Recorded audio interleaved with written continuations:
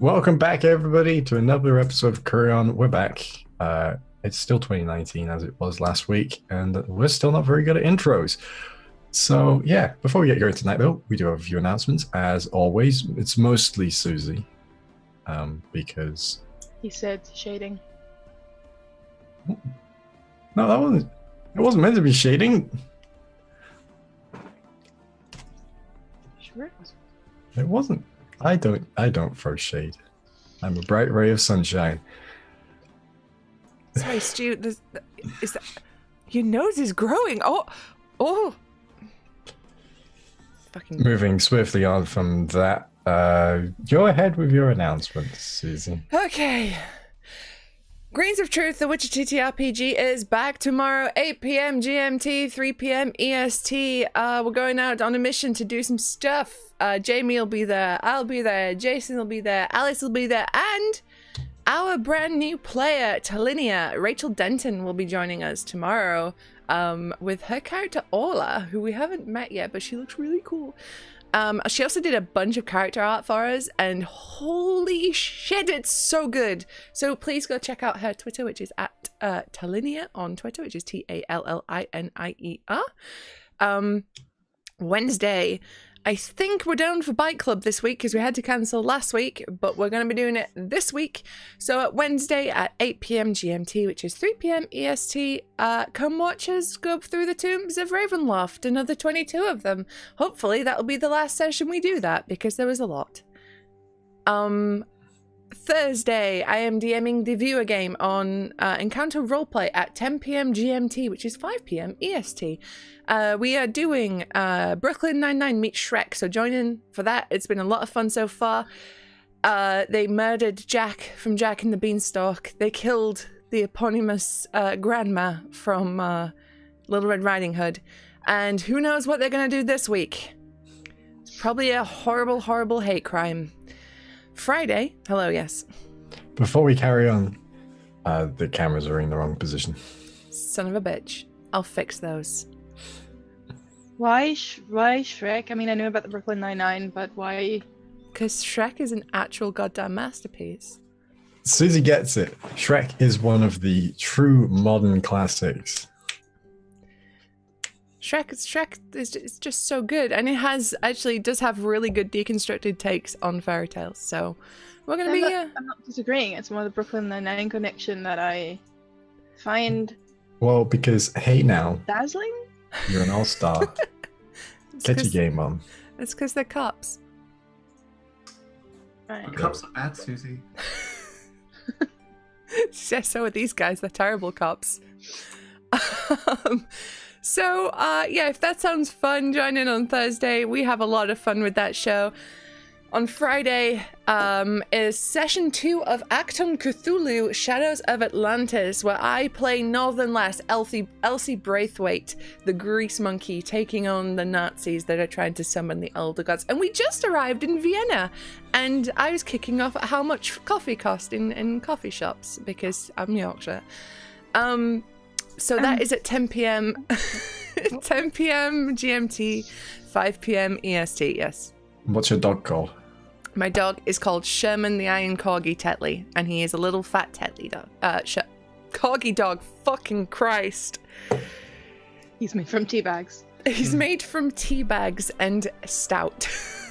And bitter. Anyway. I'm made from bitterness too. Because that you've just described like half of us here. Anyway, so that's at 10 p.m. GMT, which is 5 p.m. EST on Encounter Roleplay. And then this Sunday is the first session of The Lost Girls, which is the Cypher System 80s vampire Charlie's magnum opus, which will be on twitch.tv/webdm. And I will be playing a character called Jessica, who we've seen the mood board for this week, and she's an utter trash child. And I'm so looking forward to diving into that universe, playing that horrible, horrible person on Sunday, which will be at 8 p.m. GMT, which is 3 p.m. EST, and that will be on twitch.tv/webdm. Besides that, please do follow us on YouTube so you can catch up with all our previous episodes of Kureon, Bike Club, one-shots, and gameplay stuff that we put on there from the stream. There's all sorts of fun. We did like a best of 2018 reel that was, to be fair, mostly Stevie because he is the funniest one out of the lot of us that have appeared on this channel. So please do follow us on there, and otherwise follow everybody's social medias where they post their links to their various things and shenanigans and shit posts. I'm going to stop talking now because I've been talking a lot. So. Also, sorry, last week's episode should be up tomorrow for Kureon. Did it not go out? No. I meant to message you earlier. I scheduled it. I made a rock instead. I scheduled it. YouTube? Can we? Yeah, it'll be up tomorrow. It's fine. Anyone else got anything to say? We've got the usual Edinburgh Underground Vault on to D&D session from midnight till 4 o'clock in the morning, starting with April every last Saturday of the month. You can book it here. Hopefully the link works this time. No, it does not. Well, is it just you typing it that makes it work? Oh, for fuck's sake. Fine. I'm a better DM, I promise. I think remember. Tech skills are not the forte of most of us. Yeah, as well as that, you can go buy a hat in time, which our little rogue here helped make. As well as that, go check out Jamie. He's great. He's trying new beard oil. It's great. Yeah. I don't even need it. It's not even like a big enough beard to warrant it, but it's new, so like, why not? Why not, indeed. Why not? And also, do go check out Stevie, which is Young Jinxie, on Twitch and Twitter. He won't be joining us for a few weeks, but please go check him out. Go watch any of the streams he does. He's fantastic. Like Susie said, he's the funniest one out of all of us, and he is 90% of anything that gets clipped on this show, even if he tries to roll to pretend to not be that. But aside from all of those announcements, which, like I said, mostly Susie, who's getting very good at doing them all very quickly, despite my interjections, we're going to get started. So, last session, you had all returned from your various wayward places that you had taken yourselves to over the 2-month break. As the summer in Kureon turned into autumn, you each found yourselves, for some reason or another, venturing back towards each other in Rivermeet 3, the city you had been staying in over the course of that time. After some reunions, you...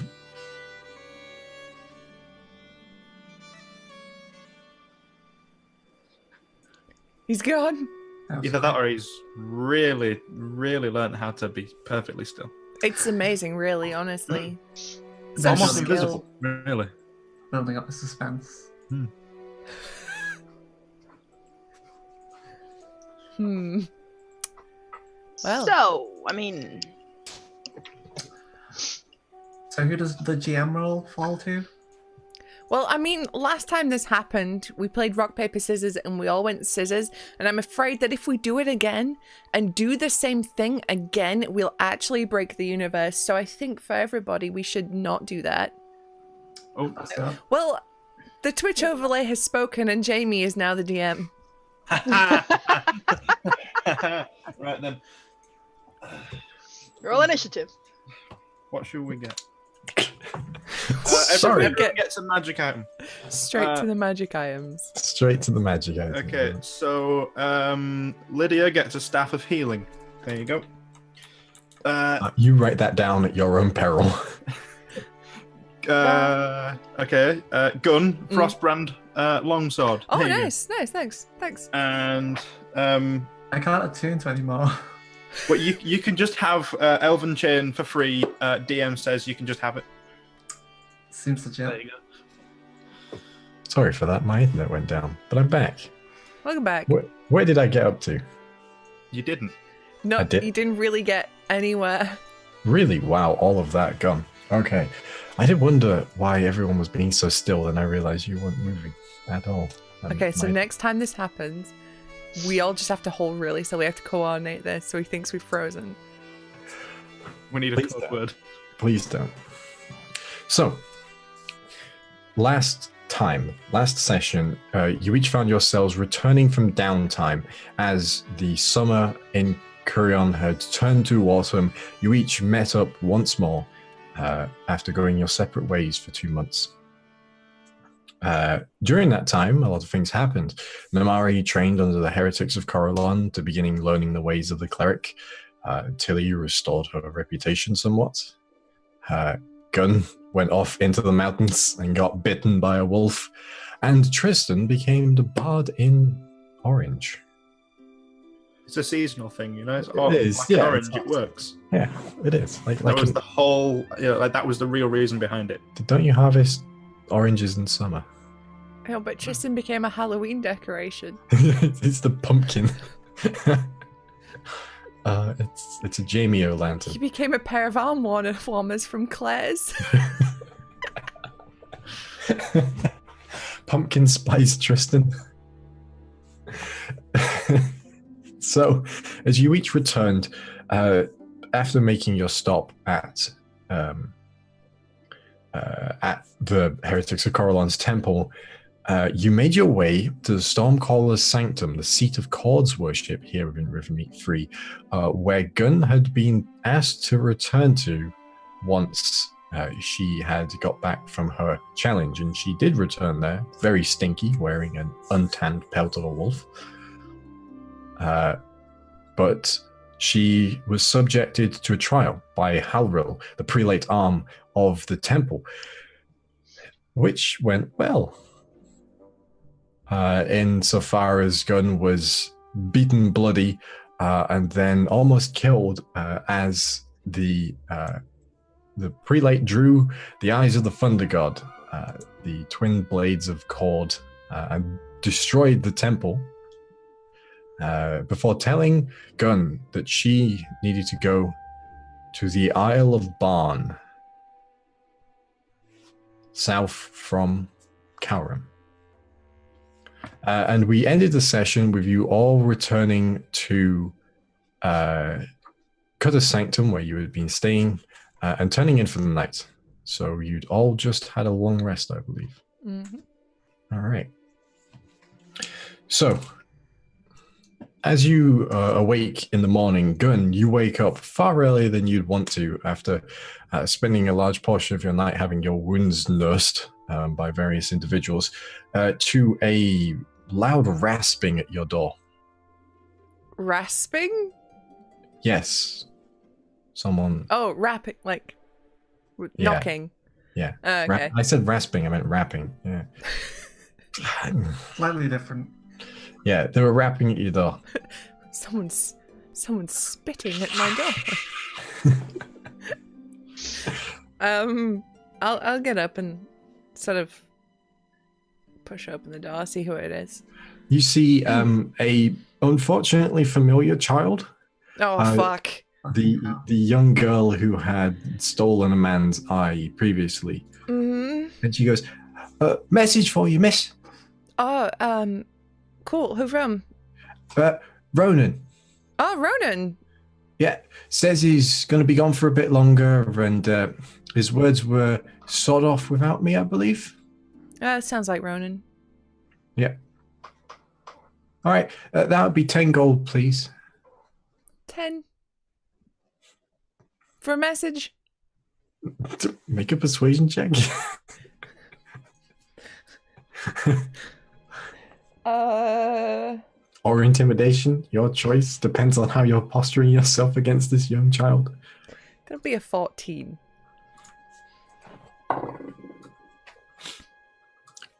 I said silver. Your hearing mustn't be very good this morning, miss. See, I took a knock to the head yesterday. Silver sounds right. It's bedia. It's common condition here in Rivermeet. I'll give her the 10 silver. Thank you very much, miss. I haven't stolen anyone's eyes since we last spoke. Nice, good. Keep it up. No, wait. I feel like there's a but here. Have you taken any other body parts?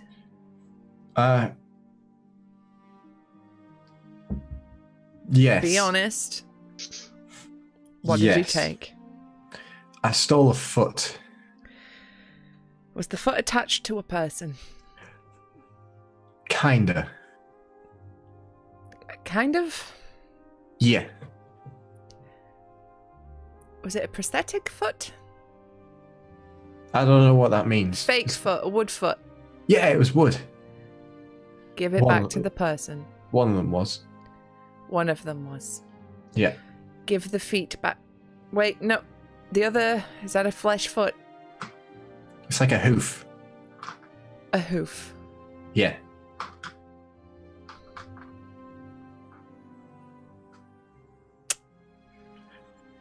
Give nice them back. seeing you, miss. Give Bye. them back. Bye. I just started to shut the door and like, fucking hell. Once we're level 20, that's going to be the end boss. BBEG right there. The girl has made her way up to the top of the crime league of Rivermeat 3. One could say that she's getting ahead in life. I'm sure she will sooner or I later. sincerely hope she doesn't. The river meat chopper.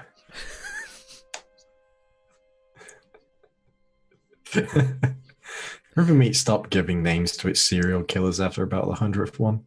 They were all used. I like to go on the record though. I did say to give the limbs back. I'm trying. You did hesitate a little, but I'm not going to tell Kureon, it's fine. Don't grass on me, to your god. Well, I'll go back to bed for a little bit and then get up when it's like a normal time to get up. What's a gun normal time to get up? Well, Gun's a morning person. I'm not. I don't know what a morning time to get up is. 7 a.m.? I don't know. Sounds early. To me, Sure. at least. Yeah, alright. So, do the rest of you get up early? Yeah, we got shit to do. Before we're being thrown out, because I think we're supposed to go somewhere. And it was made very clear that we need to get going. I mean, the deal was until Ronan comes back, and I reckon unless Gun came in and told us all, like that that Ronan's having an extended stay, I'd probably just wake up at a normal time. Which of you probably goes down first? Not me. Probably Right. Tilly. Oh. Which of you is it? What are your reasons for being up early? Just Force of generally habit, I guess. habit. But I was gonna say a morning prayers. I was thinking getting up in the morning to change the barrels. You used to work in a bar.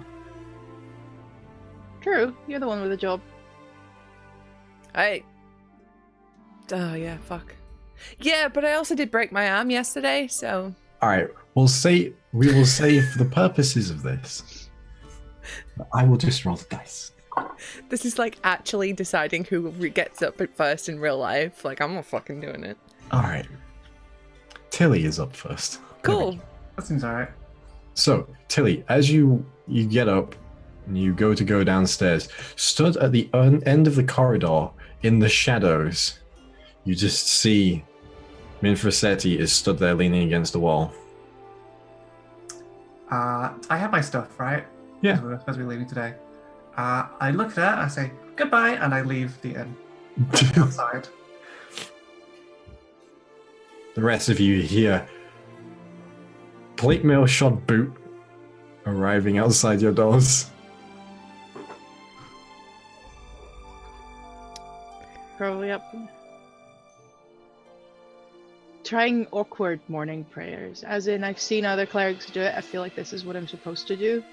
But it's more like talking to nobody. And feeling No. like it's talking to nobody, but also feeling like it's a regular conversation. So, how are you then? I mean, Yo, what's up, Big Yeah, C? that's How's it hanging? Just like something, paint, something like that. Yeah. So do you paint a small watercolor of just the word "thank you"? Just practice your own calligraphy. Bit more of a cheers. Tab. Nice one. no, the painting is for personal relaxation and looking inward. I learned that. Well, right then.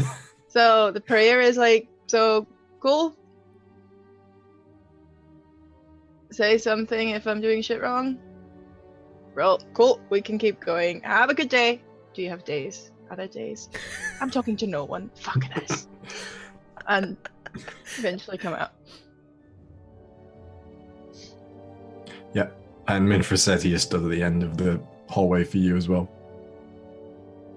Hi, morning.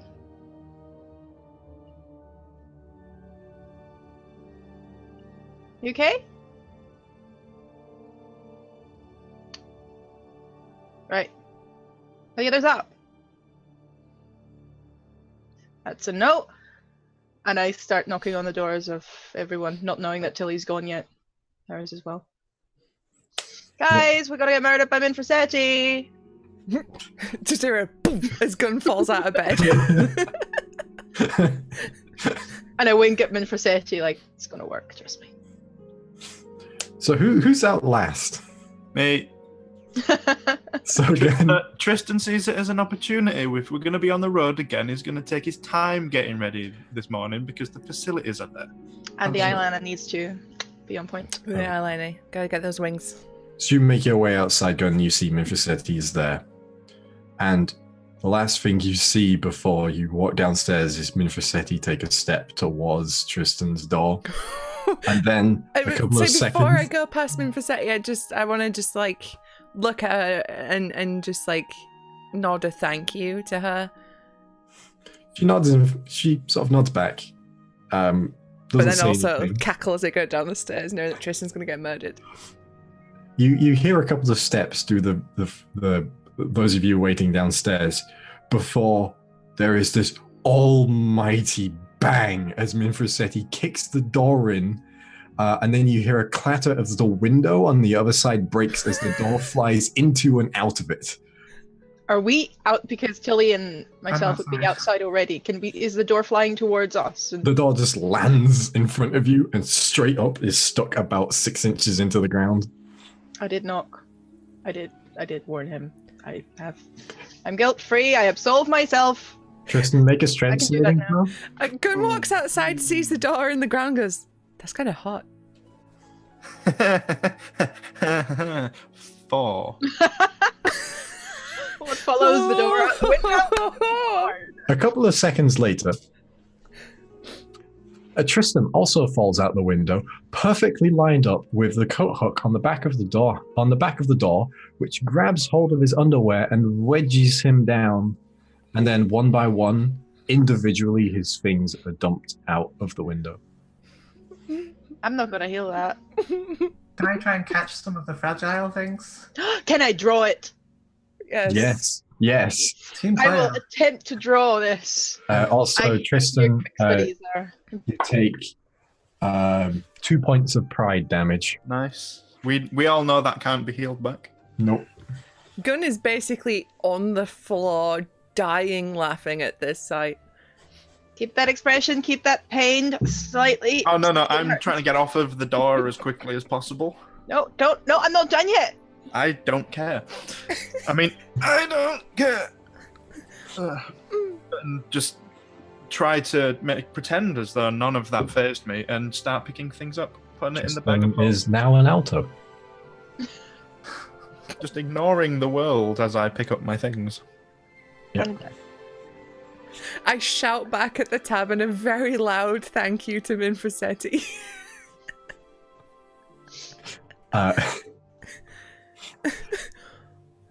A piece of paper is thrown at you. Who? Me. Yeah, far harder than a piece of paper has any right to be thrown. It's like a playing card, like Gambit style. Okay, does it say something on it? It says tab. It has 122 gold written on it. Psh, easy, I pay that, no problem. You think she would have given us that before she threw us out? No, where do you seriously. pay it? I'm not allowed back. No, I'll try and go Throw back it into back. I'll put the little drawing of Tristan. make an envelope out of As the a tip. drawing. Yeah, All yeah. right, make a dexterity check for me then, please, Namari, to see how good this drawing of Tristan is. I rolled a 19. A dexterity check, you say? Yes, That's 21. it's a very, very good rendering of Tristan. Even in the split moment, the gestures, it's just a gesture drawing, but the gesture expression I'm there. getting better. That you can actually see it's a very, very, very sad and broken bard. No, it's good. It's Yeah. good. Tilly hears this transition from the very straightforward payment for Seti to something else and starts stepping back just in case. No, this is just, as a tip. Just in case. I've got like a I assume I've got like a sack or a small purse or something. I'll just put the money in. And I'll put the drawing in on the back saying, Mhm. thank you for everything. Sign it because I'm proud of it, and that's what artists do. And I'll just sign her like poke in the doorway. Do I see her? There is a silhouette standing in the doorway.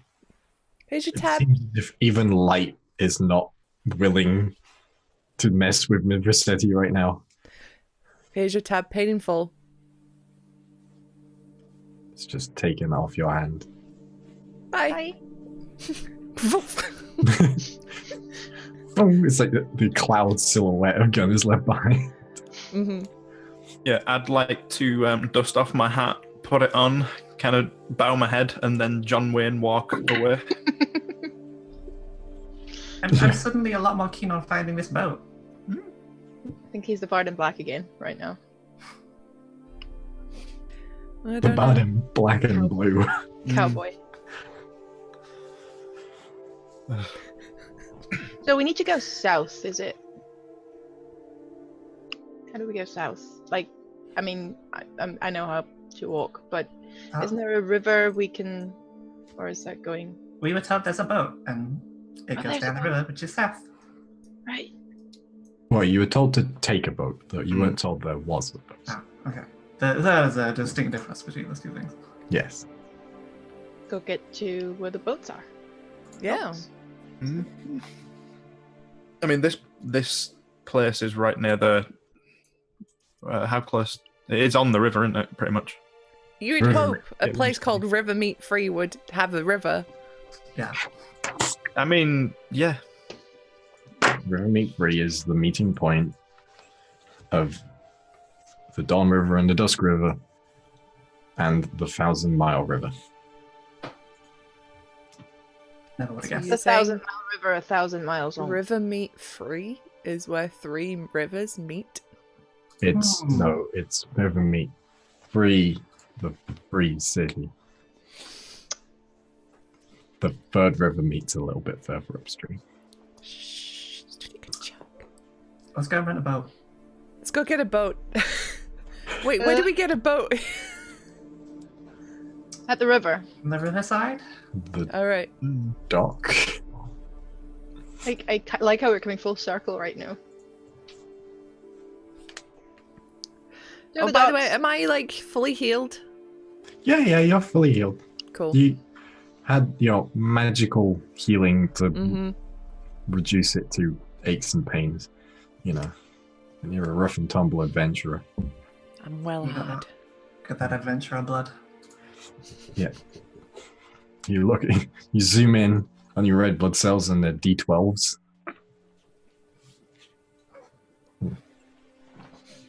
So you're heading to the docks. Yep. All right. So you just vaguely make your way in the direction of where the river is, and you've been to the docks once before. You went there to see Warmer Tides was on the docks, where you met Demetrius. And when you get there to a different part of the docks this time, it is this part is less commercial and is more of the sort of more of a dock rather than the riverside here. And it's a bustling mess of ships of all shapes and designs. You see some that resemble what you could see as a traditional ship. Others are completely strange to you from what you have seen previously in your limited view of ships. There's yelling voices complaining about prices, space, and time. People are arguing over, the price of everything from fish to swords. You swear at one point you hear people involved in that as well. But it's such a cacophony, it's hard to tell. A lot of the dock here is actually built over the river on this rickety mass of wooden supports, and there's creaking shacks, shady-looking fronts, and large wooden cranes all over the place, and they're just sheer throng of people who are all moving around in such a strange, chaotic synchronicity as in such a way that no one is bumping into each other, but it just looks like madness.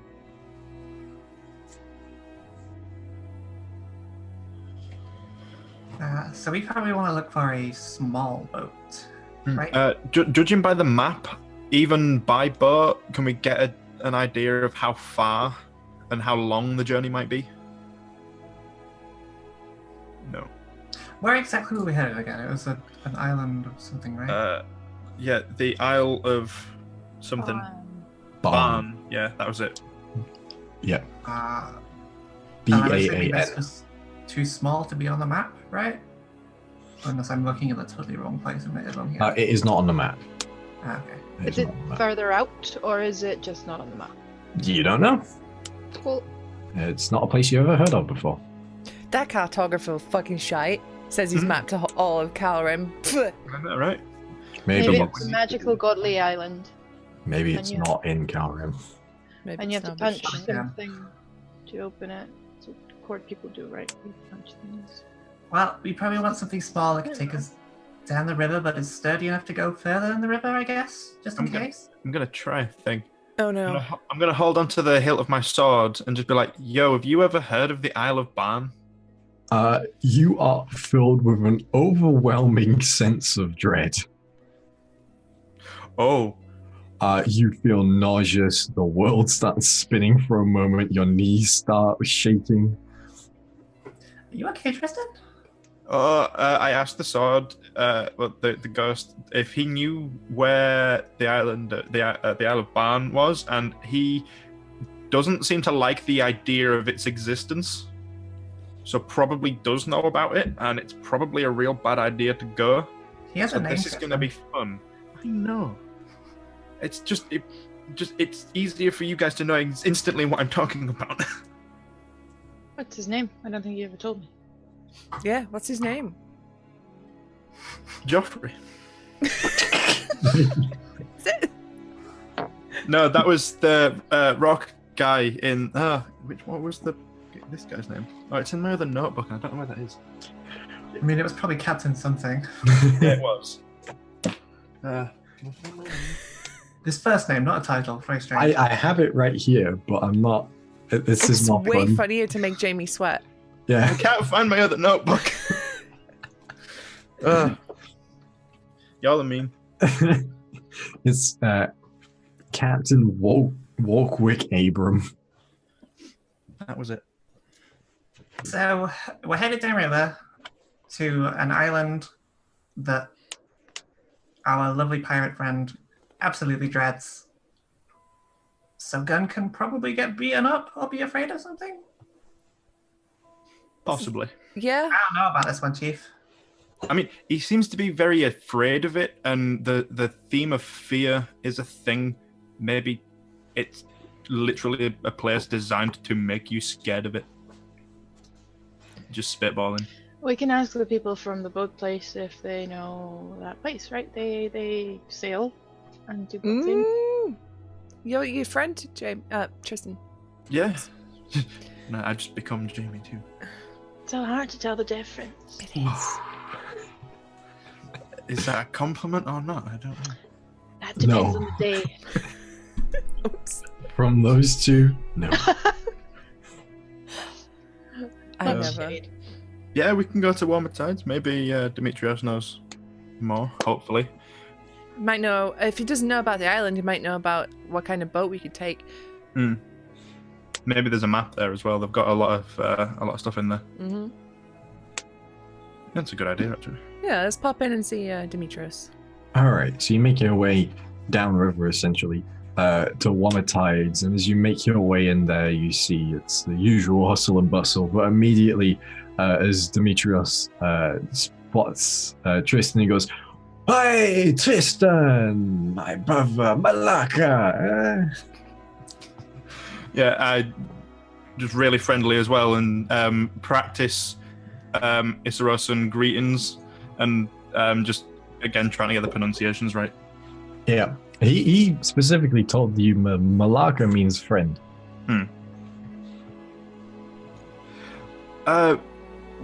We're going to be leaving soon, but we're not entirely sure where we're going. We know where we want to go, but we don't quite know how to get there. Oh, isn't that the problem all of us have, my friend? Eh? We all know where we want to be, filthy, stinking rich, but we don't know how to get there. So we make our way any way we can, eh? Yeah, it's just this time around the destination actually has a name. Yeah, my destination has a name as well. Rich. No, the Isle of Barn. Oh, I cannot say I've heard of that. I suppose the best thing to do would just be to, ask around people. Well, that's what we're doing, and we thought you might know. I know many captains around here. They are, All we know is it's to the south. Yes. We don't quite know how far south, but there you go.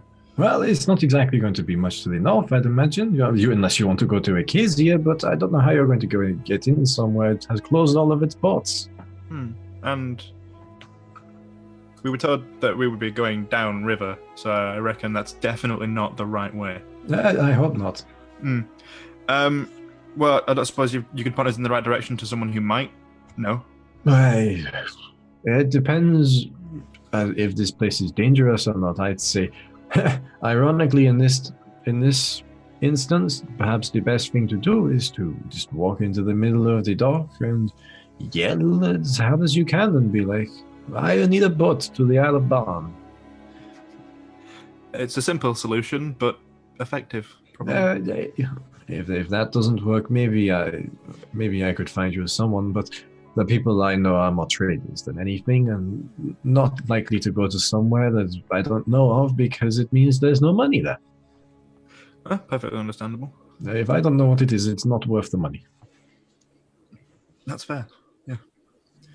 Well, in that case, I guess we'll just head back to the docks then. All right. It's been good to see you again. Did you return your board? My board? Yes. Your sandwich board you were wearing when you were helping me out. Oh, yes. Yeah, good. I'm very confused right now as Jamie. If you remember, during your downtime as payment for Demetrius helping you learn a language, you were helping him run Womatides, which involved you being an advertising boy. Oh, that board. I thought you meant like a sandwich board, like a board that carried sandwiches. I'm like, what are you talking about? Yeah, me too. Sorry. No, yeah, definitely. I'm not bringing that with me. You can take it if you want. I could always use my advertising. Yeah, I mean, it would be real inconvenient to wear it in a fight. And if I was to be advertising, I'd just want to do it, all the time. So maybe if we had smaller branding, that would work. I made it out of good wood. Deflector saw it quite well. I will take your word for it. However, you can keep it. All right, if you say so. You never know. You might get someone else to wear it. I mean, I'm sure you could convince someone else to wear it. He just looks over to the rest of the party like, That ain't gonna fit me. Nope. Depends on Alright, how then. much you pay. in that case, then it's been good to see you again, sister. And the rest of you, please, if you're ever back in Rivermeet, come say hi. I'll always take you here at Womatides. Be happy to. No. And I mean, I need to come back and finish learning the language, so you'll definitely be seeing me. Oh, that is good to hear. It's always good to have good health. And Find along them. the travels, I might bring you some more goodies to sell. Oh, that would be very nice. For now, though, Mm-hmm. I must bid you adieu. It is a busy day today. Yes. See you later on. He takes your hand and shakes it and goes, Malaka. Malak. Stuart, you're horrible. You're a mean man. That's me, Mr. Mean Man. Yeah. Anyway, let's go find a boat. All right.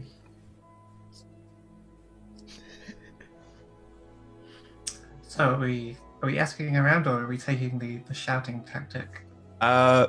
Both. Maybe if we shout, then more people will be like, we can talk to you now. The attention. Unlocked this dialogue option. Yeah. Yeah, I'll go closer to the docks, but probably away from where people are selling so far. They're selling like straight from the boats and things. Some people are selling straight from the boats. Other people are taking them into stores and markets. And it's river meat. There's no sort of standardized way of doing things. Fair enough. In that case, yeah, I will just, as Dimitrios suggested, shout. Anyone willing to take us to the Isle of Barn a couple of times to get a few people's attention? So, river meat is always very loud. There's always a lot of people around at any time of the day. Everyone goes silent. And everyone looks at you with a look of dumbfounded, just sheer surprise. I just kind of gesture. Well, any takers? After a moment, someone goes, how much you paying? A reasonable amount. You can't buy much with a reasonable amount. A reasonable amount for a job like this. Sure you could. Oh, really? You see, he looks around at a couple of other people with this sort of, do we jump these people? Look. Just kind of point to gun, like, no. She got an angry flexy face on. You could buy a lot for 500,000 gold, because that's the price you'd be asking for me to take you to that godforsaken place. Well, then I guess you're not taking us to this godforsaken place. Thanks, next. And just sort of, Thank you, next. We've got a lot of interviews to get through, come on. I don't suppose from my traveling and stuff, would I have ever heard of this place? No. Okay. Because I don't think we ever rolled or anything to check that. Maritime, we established a while ago that maritime knowledge is not exactly the strong point of this group. Back when we were at the ship graveyard, everyone rolled I think the highest roll was 6. Boats, what are they? What's a boat? You're muted, Lydia. And we just get a boat and get there ourselves. I mean, you said you were boat people. You did the thing and you survived, right? How can it be? Do we have boat money between us? I feel like boats are expensive. At this point, everyone's just sort of and Oh, starts walking on. yeah, we were going to give a lot of money to Ronan for a house. Hmm. But I mean, I'm carrying 650 for my own personal money. Yeah, and I've got the rest that brings us to about... I never had more than 60 gold on me. So Yeah, I've got just shy of 5k. A very short figure begins walking through the now once again bustling crowds towards you. They are very short, about 3'8". I'm not sure. They're not a halfling or a dwarf. They're a human. And they walk towards you, and they've got this walking stick under one arm. One eye is closed shut, the other one's barely open, and they've got this wispy grey hair, and you can see as their mouth slightly open as they walk with it, slight wheeze. They've got a few missing teeth. As they come up to you, they goes, "You're looking for passage to the Isle of Barn. We are indeed. Follow me then." We found Lead our the way. quint. Let's go. And you see this small figure, this like Yoda walking along. I have my hands on my weapons just in case this is like a trap. You know, you should never follow people to a secondary destination, by the way, kids. Also, in my head, I'm just like to the sword. Yeah, just tell me if we're being swindled on boat stuff. Thanks.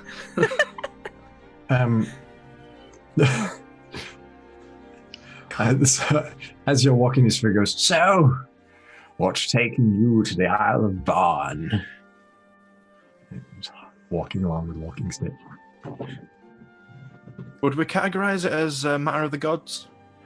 Ah, wonderful. Ooh, very interesting. So, a few young, adventurous rapscallions, are we? Oh, it's always fun to spend some time with the likes of you. That is a Sorry. very apt description as well. Sorry, we never asked your name. And he stops and spins around on the spot and Oh, no. stands up straight to his full height of 3'9". And goes, I'm surprised you haven't heard of me already. Sean Connery? It's going a bit Sean Connery, isn't it? Yes. They call me Zebediah, Captain Zebediah Ahab. Do they now? Captain Ahab. Great. It's Captain Ahab. Mm. I never could get the last few letters. He turns around and keeps walking.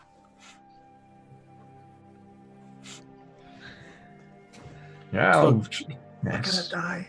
The Silver Brine is one of the finest vessels here in the river beast. There'll be no ship stronger or hardier to take you to your destination. And as he's wafting his stick around, he takes the legs out of a guy nearby. Nice. Just keeps going. This So what do tiny you know little about- man. What do you know about our destination then? Oh, I have a reaction to it. I do have a reaction to it. Yeah, it's the Cloudmain Archipelagos where you're going. And the most frightful places in all the Nesbir Sea. There's nary a fool in here who dare go near that place, but you have me to help take you there. So, if it's like one of the worst places you can go to, full of scary shit, everybody's scared to go there, why aren't you? He goes silent and keeps walking. I don't suppose there are any legends of anything beneath the waves in this particular area. So turns towards you, one closed eye, looking at you and goes, aye. Something giant, perhaps. There's tales of things lurking below the deep everywhere you go. Now come on, no time for dilly-dallying, those short legs of yours. He keeps walking. Yeah, I'll just kind of turn to Gun. Like, you know, we're trying to find storm giants, Mm-hmm. and apparently they live under the water. Oh, shit. And this is to do with you and a god of, like, storms. Uh-huh. I'm just putting some things together. Might be totally wrong. I'm just putting a few coincidences together. Mm-hmm. Wait, storm giants live under the water? We heard a legend of one from Demetrios, and I forgot his name, but it ends in os. Give us a sec. This one's in this book. Paraphenius. A giant that lives below the waves. Sorry? It ends with an A, Paraphenius, Oh, does it? not Paraphenios. My apologies then. I have will to. check. I have to be slightly distinctive in my Grecian-esque names. Yeah, because literally, like in a row next to each other, it's Demetrios, Issaros, Paraphenius. Yep. Look, a lot of things ended in us back then. It really did. So, if the other guy wanted 500,000, what do you want for transport? Well, you'll be serving as bodyguards on your time here. Bodyguards too. The crew? I mean, It's yeah. a mutual. Well, We're going to the most dangerous place in the Nesbir Sea, and you get confused when I say, please protect us? You younglings. How far away is this place? Well, it's about that way. You point south. Good. That answers no part of my question. How many days is it going to take? Do you know how many more days you're going to live? A few, hopefully. Oh, this is so good. I'm so confident about this journey. Yeah. Answer my question, boy. How many more days do you think you're going to live? Do you know how many more days exactly you're going to live? No. Well, then don't ask me how long it's going to take you, fool, and hits you on the head with his walking stick. 50 gold, we want aground. There's no correlation between these two aspects of. Have you ever been on a boat? No, there's not. No. I have not. I've been in a boat. Well, then, you don't know what you're talking about. It's a naval This thing. has nothing to do with premonitions of how long we live. He's walked and he's, like, slightly disappearing into the crowd. I'm just waiting for the sword to say, nah, this is a bad idea. I'm going with it until then. The swords doesn't seem to be saying anything. Then I'm perfectly convinced. You're relying on a pirate to see if something's a good idea? Yes. That ghost lives a really He's sad a life. pirate! I mean, if something's a I good trust idea, him. we're not the best judges in general of that.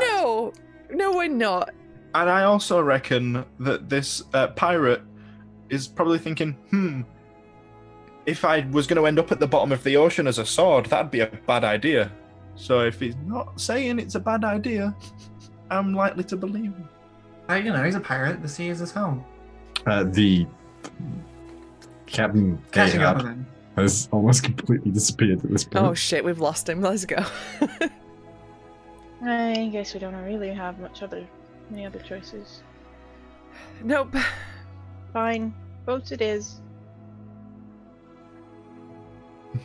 All right. And as he leads you through, he eventually stops where the crowd ends as people are passing behind you, and looks up and goes, "Ah, there she is, the Silvered Bride."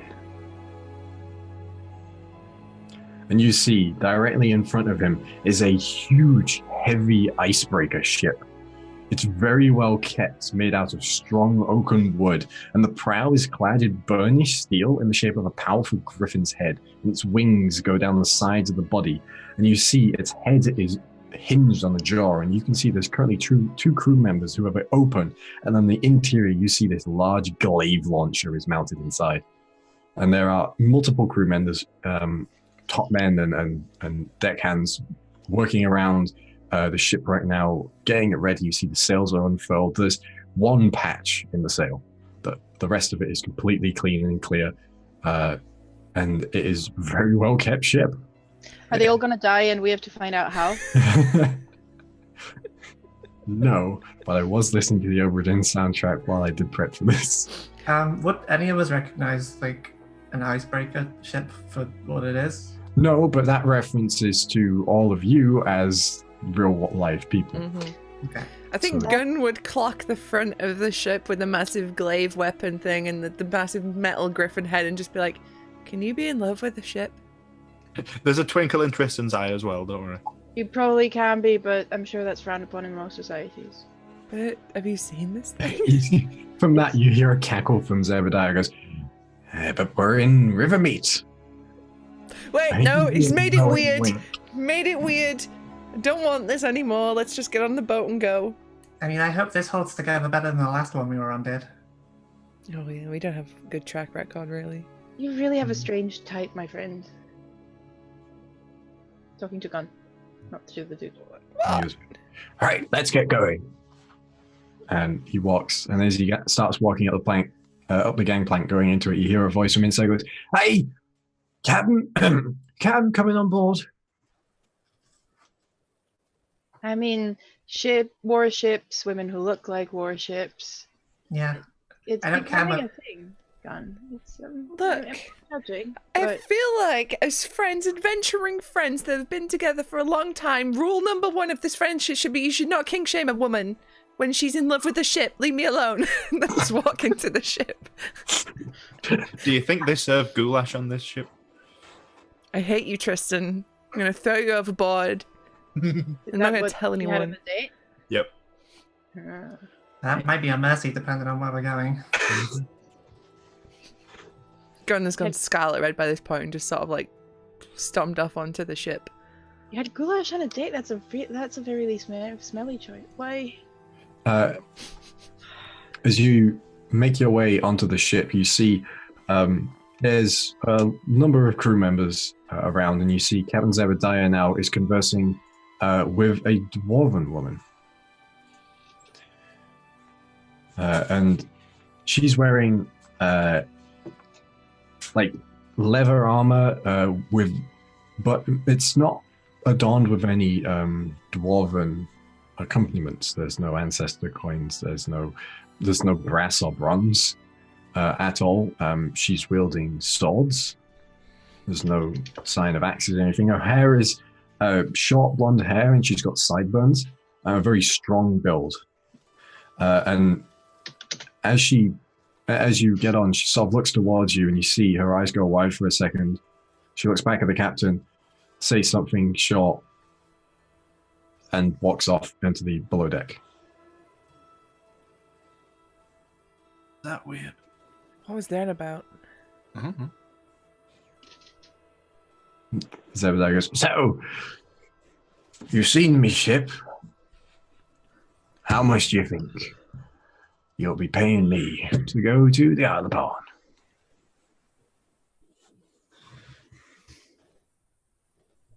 Wait, should we let Tristan do this? Because last time he paid 750 gold for a glass of wine that was like thousands of years out of date.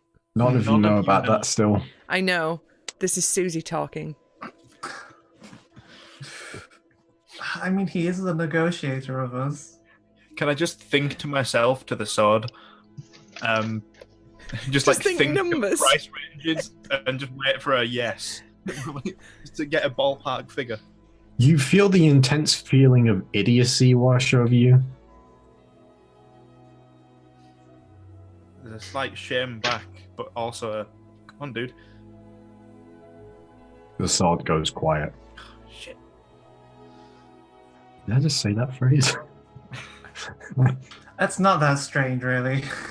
No. Mm. I mean, we did just have... Is it possible to fall in love with a ship? And please don't kink shame me for loving a ship, so... I'm not shipping it. Could we make an educated guess between us? I don't know. That's the issue. I just need a ballpark figure. Like, we don't know how far away it is to judge. Could we roll something? Because I sure as hell don't know how much one costs.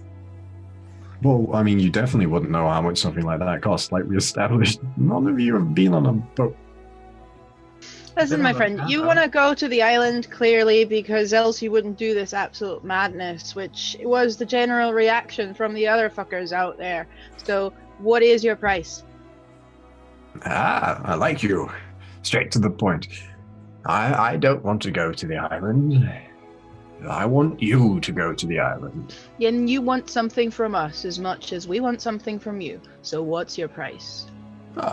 Perish the thought that an old man couldn't want to sail the seas with the wind in his hair and the smell. No, that's not how life works in general. People always want something. No, you nihilist. I would be willing... Even the clerics want enough watercolor for their stupid fucking landscape thing. So what do you want? I'm sorry, what? Never mind, I had a long month.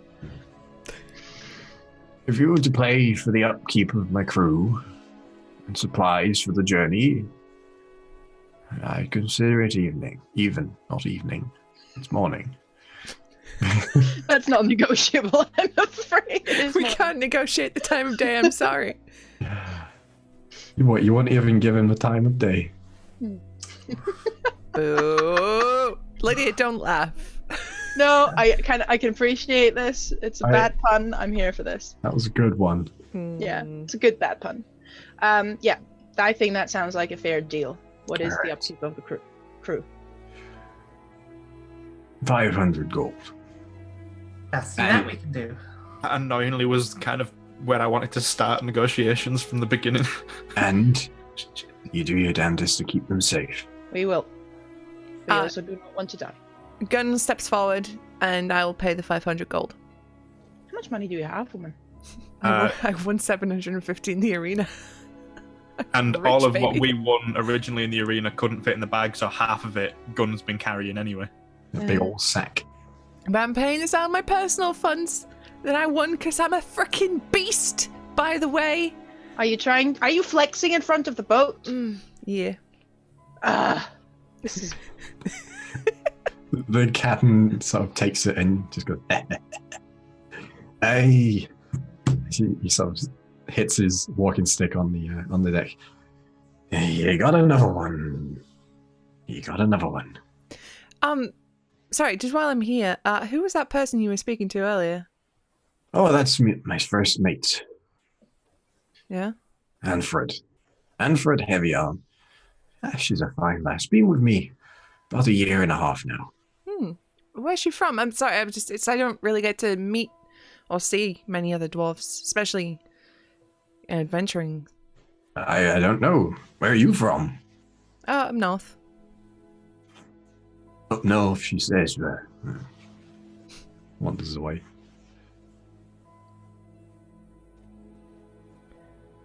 Well, we do boat stuff now, I guess. Yeah, so we're sailors now. Cool. Where do we sleep? A deckhand walks past and goes, you'll have hammocks underneath. Ooh, hammocks. Fair enough. Be pulled out at night, pulled in the morning. Cool. Don't worry, you won't be expected to work on deck. Better than to put people that don't know how to sail on the hands of a rope. Probably for the better. Yeah, that's wise. Yeah, no, that's good, yeah. I'm feeling more confident about this journey. These are very straightforward people. I like it. You just keep us safe, and we'll get you where you're going. What? So, like, we couldn't really get an answer from your captain, but he's very preoccupied about safety. What are you expecting to come up against? Well, the Nesvia Sea is a dangerous place. Very rightly, Captain says we're going to the Isle of Barn. Cloud Main Archipelago. Any type of underwater creatures you have heard of or encountered before? It always helps prepping to keep you safe. Yeah, we've got Mero there. Mero? Yeah, it's like a mermaid, but nasty. A mermaid's like, yeah, merfolk. Mero's like, ugh. Yeah. One will give you a good time, one will give you a spear. No. Nope, don't say it. None of us are touching that. No. Aside from that, you got your cults. You got your sharks. You have cults, as in worshipping weird gods? Yeah, Who do they worshipping worship? krakens. Oh Are they no, dragons? no. Most of the big buggers are asleep, have been for millennia, they say. These boys are trying to wake them up. Oh. Yeah, don't know what they're going to get from it. Last time I saw one of them wake them up, all they did is eat all the cultists, but, madness goes as madness gets. What about this island? Islands. The barn one. Yeah. The other barn's just one island in the Cloud Main Archipelago. Do you know anyone who's ever set foot on it? Yeah. You know someone? Bring any news from it? Yeah. Well, no, it was a while ago. We didn't take him. I heard story in tavern. Ooh, story time. Yeah. What If happened? there's a story, please tell. Well, it was about... They say it was about 20 years ago. This old man down in tavern. Only got one eye, says the other one he lost in a dancing accident with a shark baron. Whatever that means. He said that he once ferried someone to the Isle of Barn. A young man by the name of Howrill. Oh, is that right? Aye. Said man came back with a new glint in his eye. And I elbow gun a lot. Like, yeah. Yes. Never mind. Like, came back with a new glint in his eye? What? Metaphorical. Yeah, but Like, he came back and he was changed man, I guess. Resolved. Hmm. Don't know. Little bugger was half drunk at the time, so I only got that much through slurred words.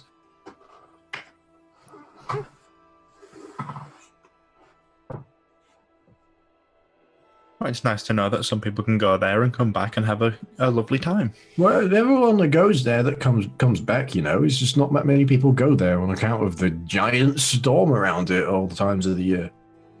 see, when we were asking about the island, mentioning that like massive storms around it's something that, you know, is kind of. I thought you might have caught it from the name. We're not seafaring folk, you see. It's got a mane of clouds. Cloud mane. But then again, a cloud doesn't necessarily mean a storm, you know? Yeah, but we're at sea. Oh, wait, you're not sea. That's a good point. All right, fair game on this one. Hey, I best bet get going. Captain will have me head if I'm not doing enough work out here. Right. We're gonna protect you. Thank you. He's a mean man with that walking stick. Be careful. Mm-hmm. Well, it sounds like we won't all die on this island. Yeah, but I mean, do you know how many days you're gonna live, Tilly? I Do mean, you know? probably How a many- decent amount, To the second. I'd hope. And on Sorry, that I tried the question- argument myself. It still doesn't make sense. on that question, we're going to take a quick break. Hey. We'll be Because- right back. How many days are you going to live? I don't know. How many breads have you eaten? I mean, a good amount. I'm a halfling. How much is the fish?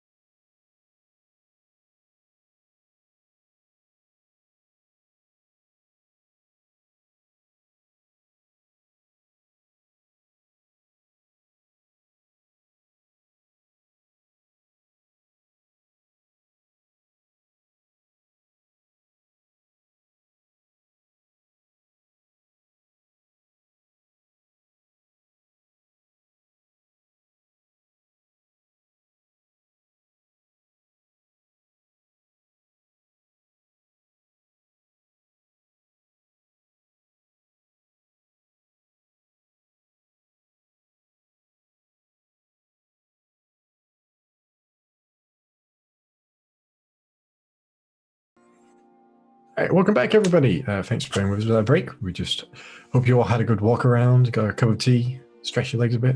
It's important. All right, so was there anything else any of you would like to do before we or you cast off? I don't think so. I was going to try and buy some food and stuff, but I thought we might have just been shipping down alone. But like with the crew, I'm not going to do that. I assume they have food and stuff on board. Yeah, and if we're paying for the upkeep anyway, we'd just be... Yeah. If we're paying for the food on the ship, That's like paying for a meal on a flight and then bringing your own food. I've got nothing else to do. Other than maybe just get like a lay of the land on the ship and figure out where we're supposed to be and whatnot, and where not to get in the way. Yeah, I mean, it's fairly obvious where to not get in the way, where the people are. Mm-hmm. Yeah, obviously not going up the rigging is probably smart. As you see, a number of burly individuals pulling themselves around the rigging with surprising agility. Almost all times, seeming to fix things up, tying things off, untying things, pulleys, knots. Yeah. All right. So after a little bit of time, you see Ahab, Zebediah comes out onto deck again after he'd been in his quarters for a time, and he's wearing a bicorn. Of course. And he comes up. It's an old battered bicorn, and he walks out onto the boat. And he's like, "Right, we're casting off. Come on then. Hold on to your hats." And he winks at you all. Wear a hat. And you see as he takes position next to the wheel, as Anfred right now is the one helming the ship, and the sails are unfurled as he barks out a series of orders in a surprisingly loud voice for someone who looks about 9,000 years old.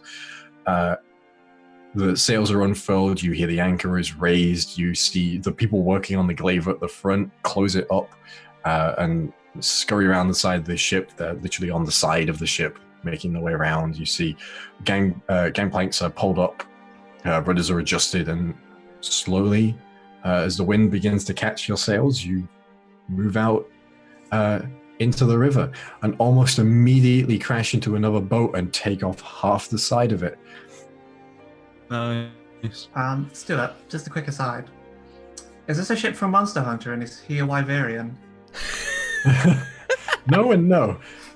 Just checking. That had never entered into my mind. Actually, the thing that I thought of was the ships that take you to Northrend in WoW. Oh. Yeah. I definitely have a Wyverian as my mental image of him, though. This Like, old guy's that's- definitely Prince Philip, though, right? I mean, Think more like Master Roshi. he's good at crashing things. As he's shouted, does he shout across to the other ship, "Remember me, bitches!" No, Is he just- wearing his seatbelt? He's like an old man yelling at them for, like, for being in his way. So he's not Prince Philip. He's younger than Prince Philip. Either the way, Gunn is very of like not making any sort of visual contact with the other ship. I'm like, that wasn't me. Yeah, there's like 6 people in the water there just yelling up at the boat. The captain's just there on his walking stick, just like, just people sinking next to him. We didn't agree on paying damages, right? No. Nope, just upkeep. Cool. Yep. Cool. Of this ship, not the other ships. No. Good.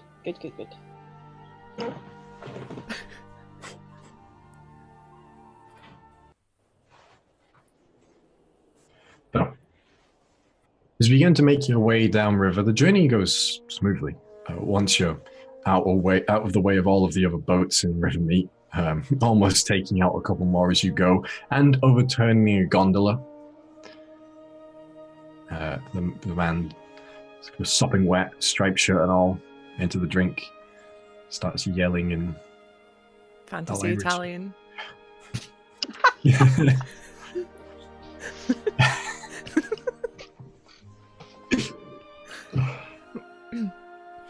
was going to say orcish, but yeah, all right. Not the same. Not conflating Italians with orcs. Just putting that out there. Putting that out there. I don't know, if dwarves are Scottish, I do dig orcs being Italian. Yeah, I really like orcs being Italian. Orcs are German. Mm. They're like the Goths. Yeah, but just imagine an orc going like this at you. With a weapon in his hand. Consider Goth Italian orcs. Considered. Considered. Who are the Venetians then? I make ogres Venetians. Yes. I want to see an orc with the Pope hat on. It can be done. Yeah. Shall we like get this journey started? A mighty. Oh, yeah. That's it. That's I was trying. Never mind. This is a bad joke. Let's keep going. Let's keep going. This is nothing. Okay. Because all the other jokes have been so great so far. So, the journey continues for some time quite peacefully. The river here is wide and deep, so the ship runs with no issues. The sails are down. The wind is in the sails for the most part, keeping you adrift. Any times that the sails aren't, the wind isn't with you, the flow of the river is enough to keep you going at a reasonable pace. Many of the crew members here are just sort of sitting around, and the topmen are doing most of it at the time, as there's not much else to do right now. It's plain sailing. Where is the first mate right now? The first mate has given over the helm to another crew member, who is dressed a little smarter than the others. You assume that is the second mate. And they are at the back of the boat and sort of looking back towards Rivermeet. They got like their arms on the railing at the back. Mm-hmm. I'm gonna go up there and like not right next to her, but a bit further down the railing and lean and look. Looks over to you, does a sort of double take, and sort of looks back and sort of looking your way. So, no, right? I was like, what's a dwarf like you doing on a ship like this? And I feel like that's something Gun would say. But not in a pick-up way. As Do in it, just coward. she doesn't know how to fucking talk Do to it. people. Yeah, Right in fuck front it. of your girlfriend.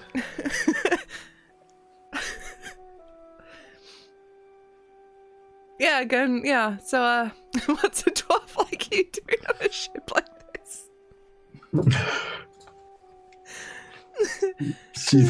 She laughs a little bit. I could ask you the same question. Well, I'm trying to get to the Isle of Barn.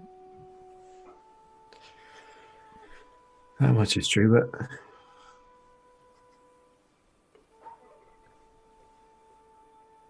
why are you here? What do you mean here? Why are you not home? It's rare for us lot to be outside of our holds. I don't really have a home. Oh, What about you? me neither. Turns away from you. Sorry to hear that.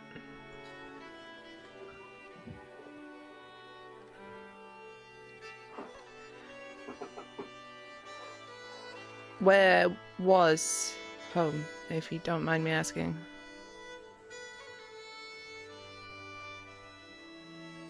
I do. She walks off. Fair. I just kind of stay there for a bit, like really deflated. Just. That's where Gun is. Comes at the back. Alone. Sad Gun. Sad good. Can I be up at the crow's nest? Yeah, there's a very bemused topman up there with you. And it's just like, Lass, you know you're not supposed to be up here, right? Yeah, that's fine. I'm not in the way. Yeah, true. You need to lift up. Because you can't see over the top of the basket. I could probably climb up on my own. I'm very agile. Alright. That was out of character. That wasn't just like a humble brag. It's like, so, you guys climb up high things? Well, I mean, I feel like we probably should have a good lookout. Obviously, Yeah. like maybe not so important on the river part. Yeah, that's why I'm here. Well, two is better than one. Yep. Do you want to have a look from spyglass? Oh, sure. Have a scope around. Yep. Do I see anything good, Stuart? Landscape, Cool. trees, hills, plains. Now, I suppose I'll look out south. That seems Yeah. like the wisest thing to do. Right now, south is just, you can just see the river is widening slowly as it makes its way downstream here. But right now, you're too far away from any form of outlet into the sea to see it right now. To see the sea. But you know from your map that the River Meet is not the entire way down the 1,000-mile river, so you probably have a couple of 100 miles to go before you reach any form of actual, sea. And it may take you a couple of days to get down river, let alone out to sea. Okay. I'll give him a telescope back. The captain wasn't very straight with us when we asked how far away this island is. I suppose you have an idea. You know how many more days you're going to live? That's what he said. You'll get it one day. Sort of pats you on the head a bit. Not patronizingly, just like affirmedly. Sure.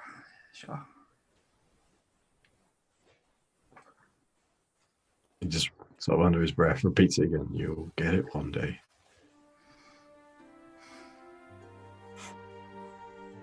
Oh, what are the rest of you doing?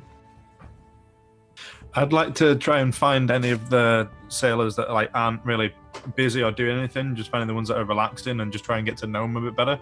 Yeah, there's 3 or 4 of them, and they're playing what looks to be a form of dice game on the floor with some crude bone dice. As you come over, one of them goes, "You all right, mate? You want to join in?" Yeah, go on then. All right. What are the rules? I'm normally a card kind of guy, but I'll do dice. All right. So you got a cup, you got a dice, right? You roll the dice, and in the cup, slam the cup down.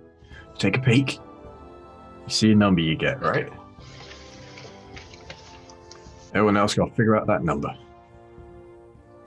That's it, really. Yeah. Fair enough. I'll go a few rounds. Why not? All right. Are we betting on this, or is it just to pass the time? Betting on this. He looks over towards the captain. No. Is that a strictly no zone? Do not gamble on the ship. No, it's don't gamble on the ship unless you want to lose all your money to the captain. Right. Okay. So, good to know. He may look a bit off, but mark my words, he's one of the smartest people you'll ever meet. So don't try and gamble with the captain. Got it. Don't gamble with the captain. Listen to what he says. All right? Fair He's enough. not just a good captain, he's a good man. Seems to have the loyalty of his crew definitely down to a T. So how long have you all been sailing with him? Me, myself? Mhm. 7 winters. What kind of business do you normally get up to then? This is a pretty impressive ship, so... He's a freelancer, he just does what he can take. He likes to keep an ear out, takes the interesting jobs. Fair enough. So it's more a case of what's interesting as opposed to what's available. Yep. A couple of years ago, we found ourselves at Daldavar. Where's that? It's the enclave at the top of Acacia. It's the only part of the country open.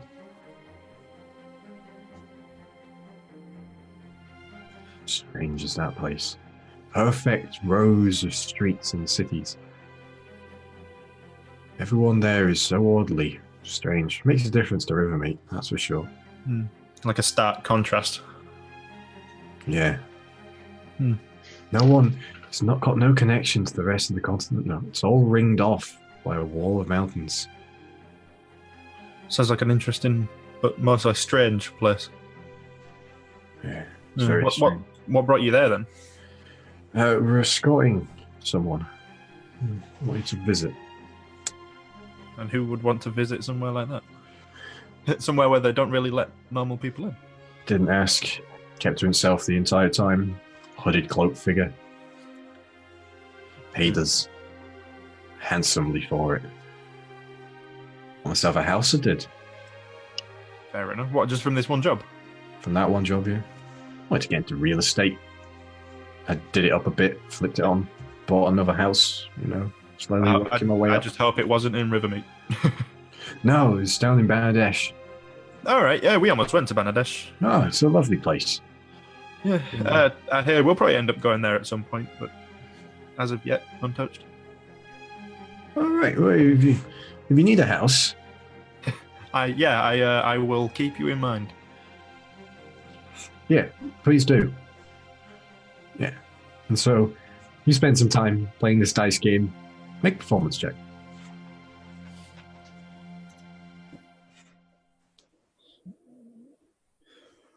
Uh, 17.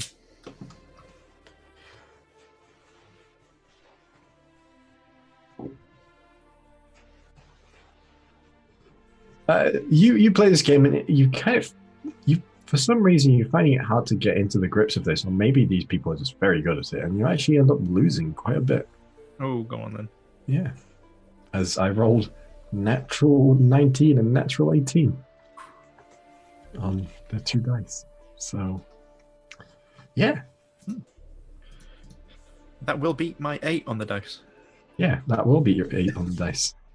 So, as you're playing games with the crew members, what are you doing, Mario? Are you still at the front of the boat like that? I would not get that reference to it. Yeah. Mari's gonna having discovered that maybe watercolor is not her medium, but the quick sketch of Tristan turned out quite nicely. We'll start going more for the pencil sketch portrait sort of style, and we'll try and practice during on the crew as well as other people. Right. Yeah. Oh yes, and especially that dwarf woman.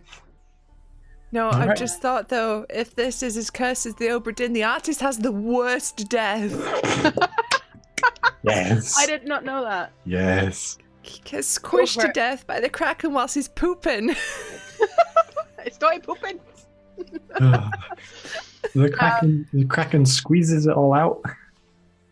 Wow. No, really. Yeah, I did not need. Never mind. Yeah. I'm still gonna do it. Because if you just Make do the same as dexterity. Oberdin, then you're very uncreative, and I will hold that over you the whole time. 16 plus 2, 18. 18? Yeah. Alrighty. So, you spend some time in drawing more of these pictures, and they're getting better. Each time you're learning a little more. The progress is slow, but it's... We'll also use that to try and maybe listen into conversations. Yes. Conversations seem to be, for the most part, they are very work-focused. Seems like this crew is ship-shape and Bangladesh fashion. Because Bristol doesn't exist. Yeah, they tend to keep a lot of the ones that are working. They keep a lot of work. A lot of talk is work related. Is and you notice they're using a very specific form of communication for like orders and such.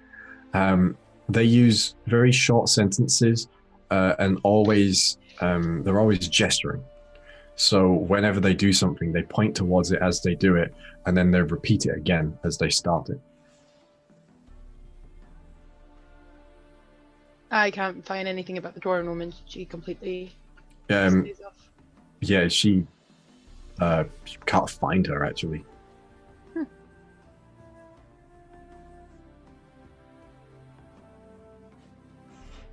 Oh, At one point, I might walk up to Gunn and say, "So, what did you say to her that she's just nowhere to be seen?" I asked her where she was from.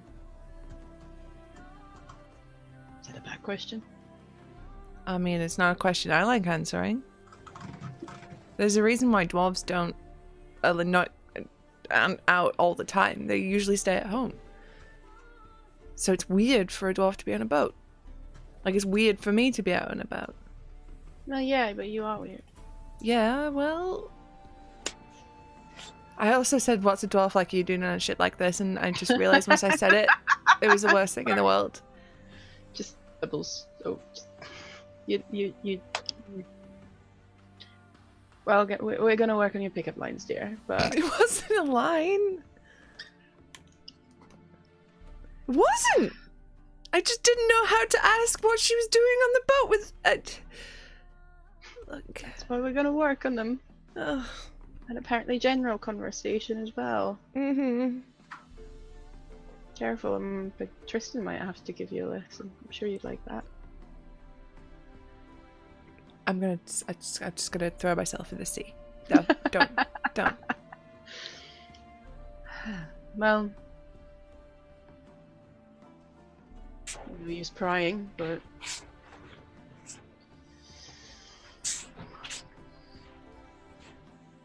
I feel really bad.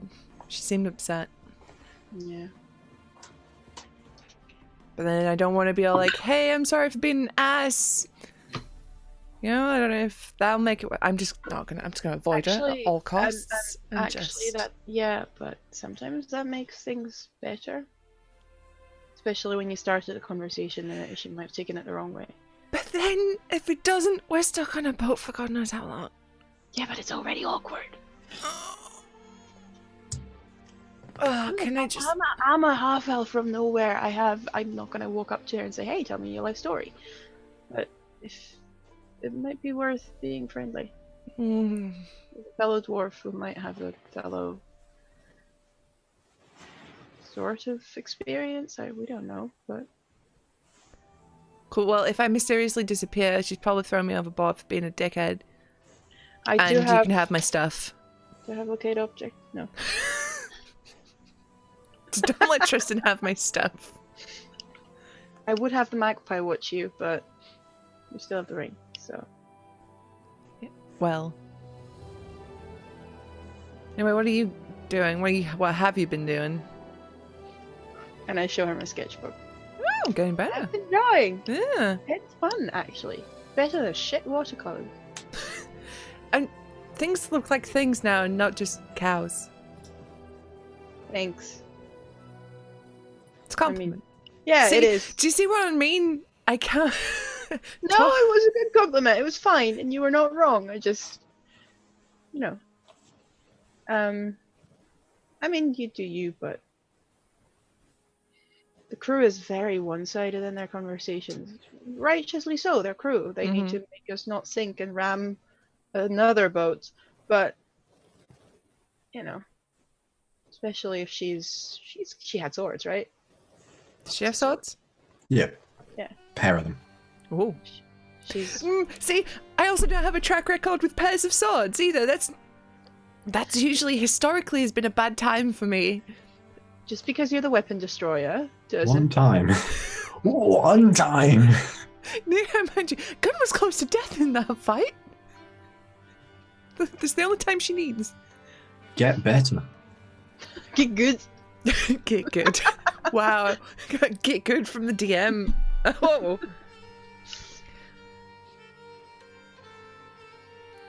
But you're right. Probably should go apologize or something. Eventually, a crew member comes over to you and is like, excuse me, hammocks are up and food's out. We're turning in soon. It's night shift time. You can stay up if you want, but it'd be best to get some sleep. You've got a long journey ahead of you. Should one of us keep watch out here just in case something attacks out? You want? We'll have a watch out, but if you want, I mean, you're our protection detail, so. It's probably wiser. Look at me being wise now. Look at you. Yeah, so we do shifts like we normally do. As long as one of us is up, it's fine. That's fine. Yeah, Cool. shifts. Well, I'm an actual massive ball of anxiety right now, so I'll stay up for a bit. I'll take first watch. I'm sorry. I do it to myself. Are we talking about Susie here or a gun? How much self-insert is there? I have you know, I've Mirror. never said what's a dwarf like you doing a ship like this to anyone. Because you've never been on a ship with dwarves. I Have you said, what's a girl like you doing in a place like this? I have not. Liar. I haven't. Liar. All I'll right. take the next watch. Okay. All right. Given the other people here, you should just do 2 watches because there's crew members and that as well. All right. So, in that case, then, Gun, make a perception check. Perception. Nothing happened. Let me just have a look on the sheet. Let me zoom in. That is a 10. All right.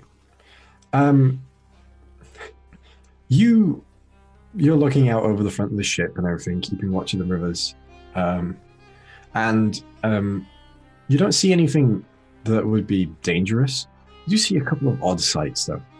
As at one point you go past, you see there's a small bit of what looks to be like firelight, and you see 2 ogres have found an owlbear and are fighting over it. The owlbear is still alive for a bit as you sail past and you're watching this, and they're like struggling over it, and the owlbear is yelling. Each one of them grabs the front of the owlbear like Stretch Armstrong, and it just goes out of view as you hear it.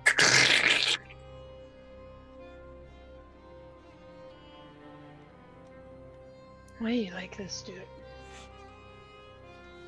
Hey, we didn't get a food reference. Wait for it. Oh, God. You could say it's pulled squawk. That was terrible. Sorry. I pull the other one. Oh, It was just like bad. very left wing, and I love it because it just came out of nowhere. Oh, bad. they are very left wing.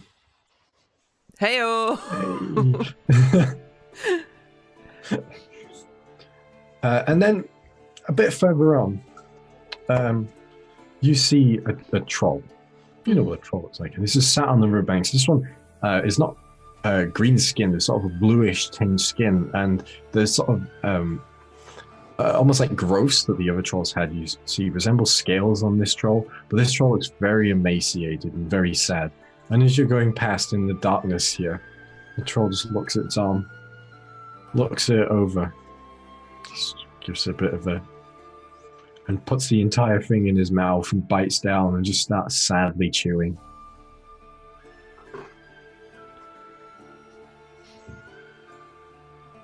A lot of late night meals by the riverside. Yeah. Yeah. Gun's just like, what the? You can just hear, amongst the sound of the river and the wind blowing through the long grass here, you just hear the slight sound of crunch. Just like popcorn. Just from this troll. What a weird night. And right as your shift is ending and the crewman is coming over to take your watch, you just see by the river, just on a little pontoon out the side, there's two halflings in cultist robes, very obvious cultist robes with very evil-looking symbols, with a patterned picnic blanket, with a picnic, having a moonlight picnic, and you hear the pop of a champagne cork as a hand goes on your shoulder. It's like, "You all right, miss? It's time to change watch." Yeah, okay. Is the river always this fucking weird? Nope. It's usually more weird than this, miss. Right. Cool. Well, have a good night. Yeah, will do, miss. You have a good sleep. It's goulash for dinner tonight. Oh, good.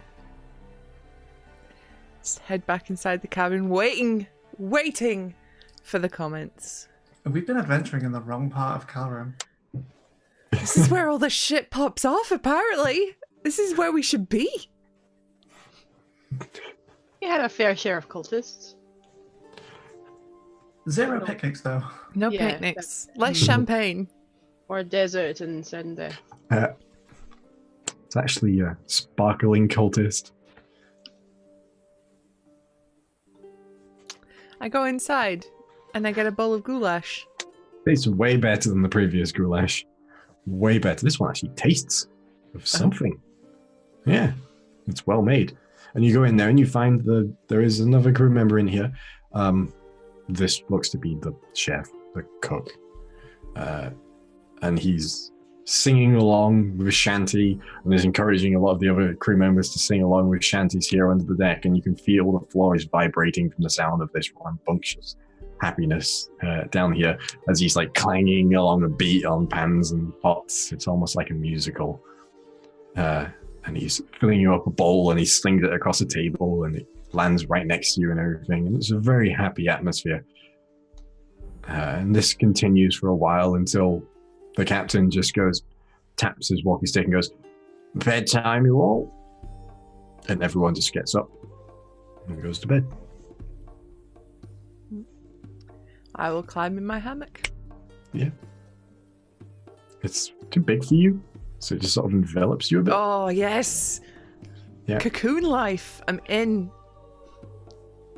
Yeah. I'm going to need help getting out in the morning, but yes. Yeah, it's going to be like,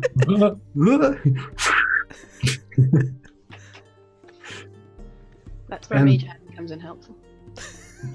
Yeah, so you can harass Gun without even having to touch it. I've probably, this is how I went to bed with him. Mage hand just... Rockabye Gun. Hold on. So mean to me. And after some time, the crew member comes down to switch shifts with you, Tilly. Yep. So give me a perception check then, Buckaroo. Sure can. That is a 9 on the dice plus 8. Oh damn! I have a fucking plus 8 in perception. 17. So you see some weird things too. You see a hill giant crocheting by the side of the river, paddling, and he tips his hat to you as you go past. I don't have a hat to tip back. Living his best life. It seems like a number of the crew members that are up here sailing at night know this person, and a bunch of like, "Oh, you're right." And this giant's like very, very like obviously weird, like passively learned etiquette back to them. I'll give him a wave. Yeah, and the last thing you see as you're bleary-eyed right at the end of your shift, having been awake for quite a while now, is you see what looks to be a young man stood just in open ground, just stood in the middle of it, wearing completely plain clothing, He's just looking straight up. And it's maybe 3 in the morning right now. Okay, that is pretty weird. And the entire time as the ship goes past, he's just...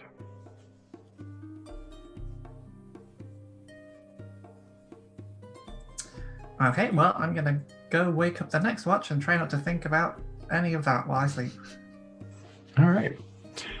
And this continues for a few days until you make your way to the edge of the river. Anfred is avoiding all of you, but especially you, Gun. You have friendly chats with the crew members. You get the sense that the captain is a very well-respected person who's very knowledgeable despite his eccentric demeanor. Watches go as weirdly as the last one. You see a tower on legs walking around.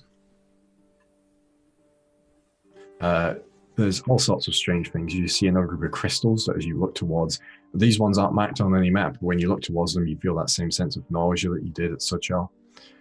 But eventually you hear a shout early in the morning as one of the crew members up in the crow's nest spots the delta, and you come to the sea.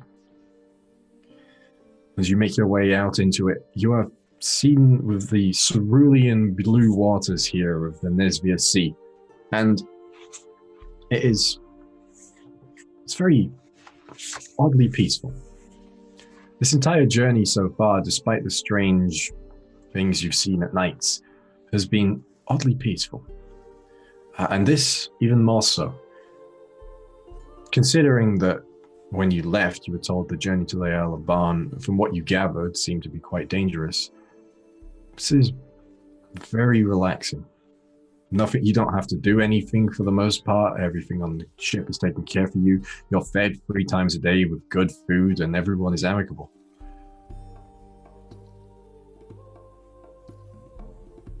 But you're on the open sea now, and everyone gets a little bit more cautious. And the captain goes, "Don't suppose you fancy taking watches at all times of the day now?" Absolutely. All right. So, who's taking watches? Let's get an order going in here. Why not? I'll go. I'll take. Oh, all right. I didn't get to do one last. Yeah, me neither. No. I probably want one at night, just in case I can see through the spikeless towards the land still, if there's some weird people on the beach as well, because I'm super intrigued by all those stories. Okay. I would prefer one during like some kind of daylight. Okay. So Tristan, Tilly. I'll take like the evening shift. Ben. And then my mind has gone blank. Namari. I tried writing Ronan for some reason. He's just there in the crow's nest. He was so stealth that even Tilly didn't notice when she was up there. So, I would like, Tristan, for you to make a perception check for me, please. Okie dokie. It's been some time at this point since you've been out onto the sea. That'd be a 21. It'll be a 21. All right. So, it's been about half a day. You've sailed quite a distance. The land is barely a speck behind you. And you see in front of you, clear as day, in the bright blue sea here, an island. A small island. Almost a stereotypical desert island that you hear from stories, you know. Single pine tree, sand, and a large gleaming treasure chest on the center of it. Assuming this, I think I took a daytime shift, and this is, so there's plenty of crew around and everything. I'll just point it out and say, is that normal? The crew are like, nah, we'll stop. I'll let the captain know. And I'll go find the captain and just kind of point out this random desert island with a random treasure chest on it, thinking it's a bad idea. But what if it's not a bad idea? Oh, well, you're chartering the boat, so you get to do what you want with that.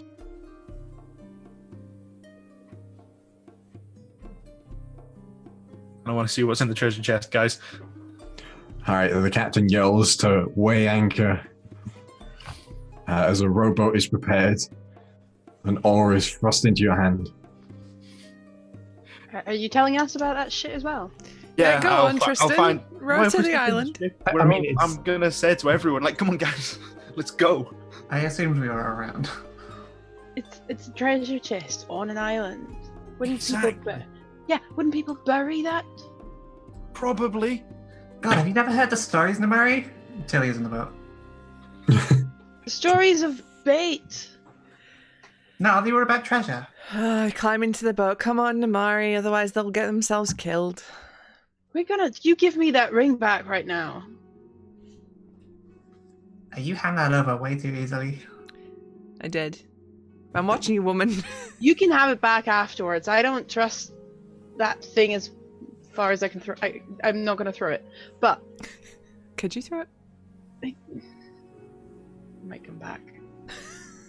It's honestly something I'm more terrified of than actually having it. And I don't know. As soon as we're all in the boat and start, I will. Sorry, keep going. As soon as we're all in the boat and start rowing, I'd just like to point out, for the record, you all still actually chose to get into the boat as opposed to stop me. Therefore, if this goes wrong, it's a shared responsibility. I Yeah, but merely pointed it out. We will still hold it against you and tell you I told you so. Yeah. I'm also sending the magpie to the bloody chest to sit on it and see what happens, because in my mind it's an illusion. Yeah, the magpie flies out and sits on the chest. Mine is not an illusion. It's not a good sign, though. Tell The the last time the magpie to come magpie sat on a thing cursed you. back, like last Tuesday. What? Different magpie, though. This one I can control. Yeah, there is a very distinct difference between the two. I don't I'm know. rowing. I'm slightly paranoid that she's looking at me, but then again, So you row the short distance to the island and... I want the magpie to come back to me. Okay. Is there any like pebbles around or anything? No, it's completely sand. It's like pristine, golden sand. And as you get there, you can hear the sound of the wave. I'm staying in the boat. Yeah, Tristan, Assuming go it's a ahead. tiny island, so Mr. Big 120 Explorer. I would like to First one off. thoroughly have a look around the island before getting too close to the chest, just to see if there's anything in the sand that it might hurt me. Mm-hmm. Just checking for every possibility. Make a perception check, The please. magpie do help with that. Not perception check, sorry, an investigation check. I already rolled, so I just keep the roll. Yeah, keep the roll, but the magpie won't be able to help with this. Investigation. Investigation's like... Ooh, investigation's better, actually. It's an 18. An 18. So looking around, you see golden sands, a coconut tree. It's got exactly 3 coconuts on it. Just this. A gleaming golden chest. I would like to see if the chest is trapped in any way that I can discern. It's not, from what you can discern. It doesn't even have a lock on it. Can I throw one of my sling bullets at it? Like really Yeah. hard? It goes ping. It's metal. I'm just going to open it. Can I ready an eldritch blast? Okay, so where are you all right now? I'm still in the boat. Same. Yeah. I'm off the boat, but just kind of at the edge of the island, like throwing Okay. distance. Yeah. I wouldn't have needed to throw. I've got a slingshot. What have I've I got my done? dad of boy axe ready. Yeah. All right. And you are obviously opening the treasure chest, Tristan. And as you open the treasure chest, the inside is filled with jewels and gold that glitter in the daytime here. There's just diamonds the size of your head and huge masses of rubies and emeralds. All your stereotypical pirate treasure stuff. There's necklaces and crowns and goblets in this chest. I would like to take out my old short sword, so the one that's not got a spirit in it. Just kind of like poke around in the chest. Yeah. And the gold moves around and everything. All. What is it, Tristan? Just turn around to everyone and just go, jackpot. Is it Oh, cursed? So since it's our fault as well, you're gonna share. Probably. Gun, can we see about maybe getting this in the boat? I will admit that you are way better at this than I am. Oh god, because my brain is like, have you ever fucking seen Pirates of the Caribbean? Don't take treasure that isn't yours. Alright, I will do it. And if we get cursed, it's your fault. And you're never going to hear the end of this. But if we get richer, you're welcome. Oh, No, Mary, you're like a priest, right? Can't you bless it? Sure. yeah, can you just put in a word to the big guy? Yeah, some holy water. Just pick up some sea water. Gesundheit, treasure. Sure, Corlon, and we're gonna get cursed if we pick up this treasure chest.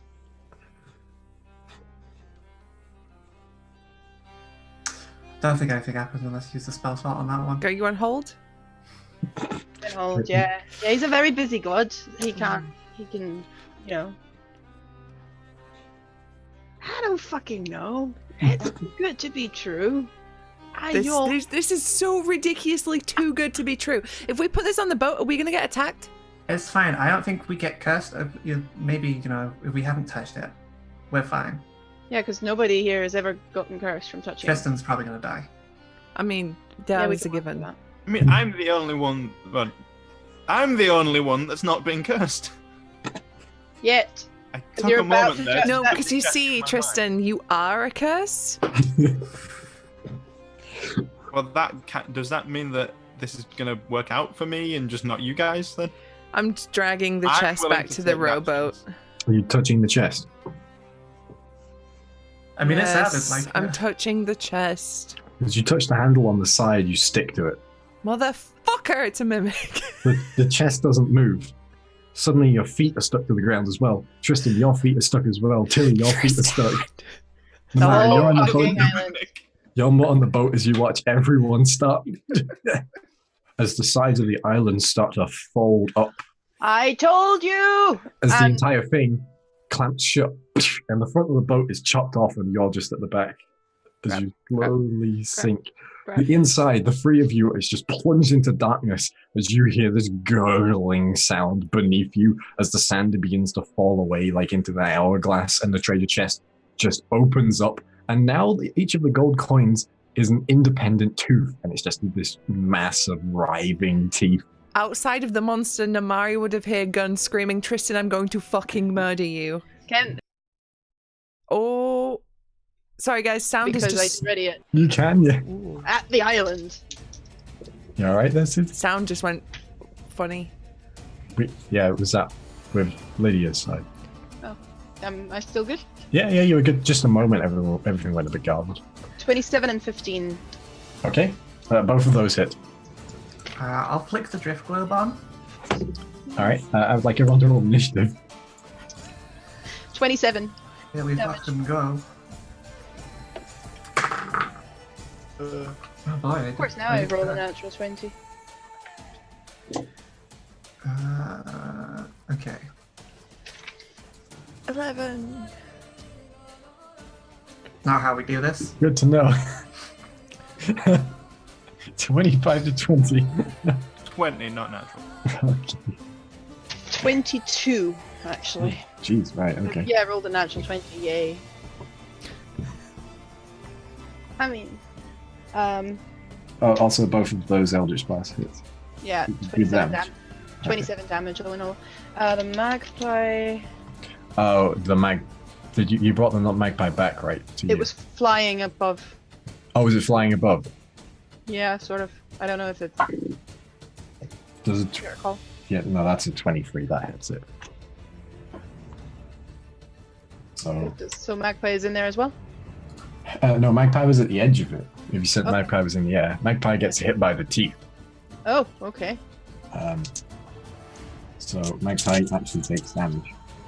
Fair enough. Magpie takes 22 points of piercing damage as it gets bit, and Magpie is inside as well. Great. 2 hit points. Magpie is not Namari. Yeah. Alright, 15 to 20. 19. 19 for Tilly. 10 to 15? 11. That makes sense.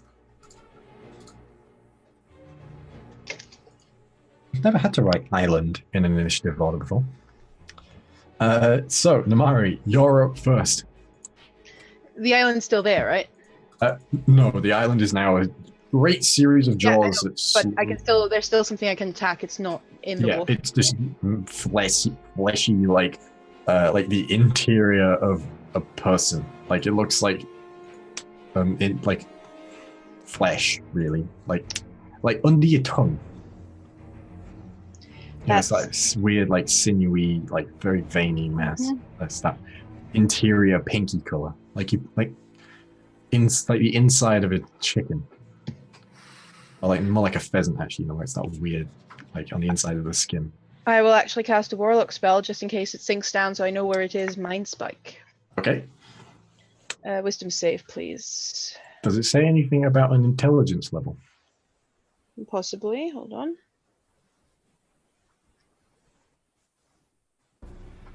Mind of one creature you can see within range. Wisdom save. No. Okay. Alright, it makes a wisdom save. Oh, okay. Natural 19, so that's an 18. Yeah, it still takes half of 58. That's 13. I just asked because it has an intelligence score of 1. Doesn't say. So it's usually like a lot of mind magic doesn't work against creatures with such low intelligence because they're too stupid. 24 reduced to 12 psychic damage. Alright. So you blast it with psychic energy and it doesn't seem to make any clear difference. You can't see any sort of facial features, just this huge maw of teeth. But that will bring us to you, Tristan. In the interior here, the sand is falling away beneath your feet. You can hear gurgling beneath you. The treasure chest, which you now see, is like almost like a uvula, is like waggling around in front of you, and it seems that you're at the back of its mouth. Are there any eyes? No. Right, but that does change things then. Thanks, Zelda. So is the island still sort of island shaped? Just we're covered? Kinda. Like, are we like fully? Also, can I move yet or not? You can move Am I at this still point. stuck? Right. Okay. At this point. Gun, your hand is still stuck to the treasure chest, though.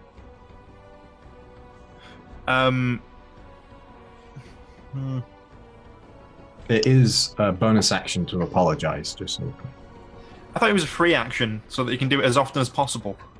No, because there's got to be some weight to your apology. Otherwise, you're not really making an apology. You're just trying to get off the hook. Yes. If there's no intent behind it, it's not an apology. Tristan. Right. Okay. What I'd like to do is, I'd like to put a hand on Gun's shoulder and say, "You told me so." And then dimension door outside of the range of like from being inside it. Okay. We'll probably end up in the water, but where like just behind where I knew the boat was, because I don't know how big the creature is. Which boat? The rowboat or the ship? The rowboat. Okay. I knew Namari was on there. Okay. So just throw us out there for a minute. Okay. So, Gun and Tristan, you both sploosh into the water on the outside. Can Gun swim? Yeah. Oh yeah, wait. Did we establish? Yeah, she was the best fucking swimmer in that mountain. That was 'cause true. These guys were all shit. I couldn't remember which way around it was. That's right. Gun is an expert cave swimmer. She's very good at swimming. She's a free diver. Mm. Yeah. Okay. So you both tread water here on the outside of this. Would you like to do anything with a bonus action? Like you say, apologize.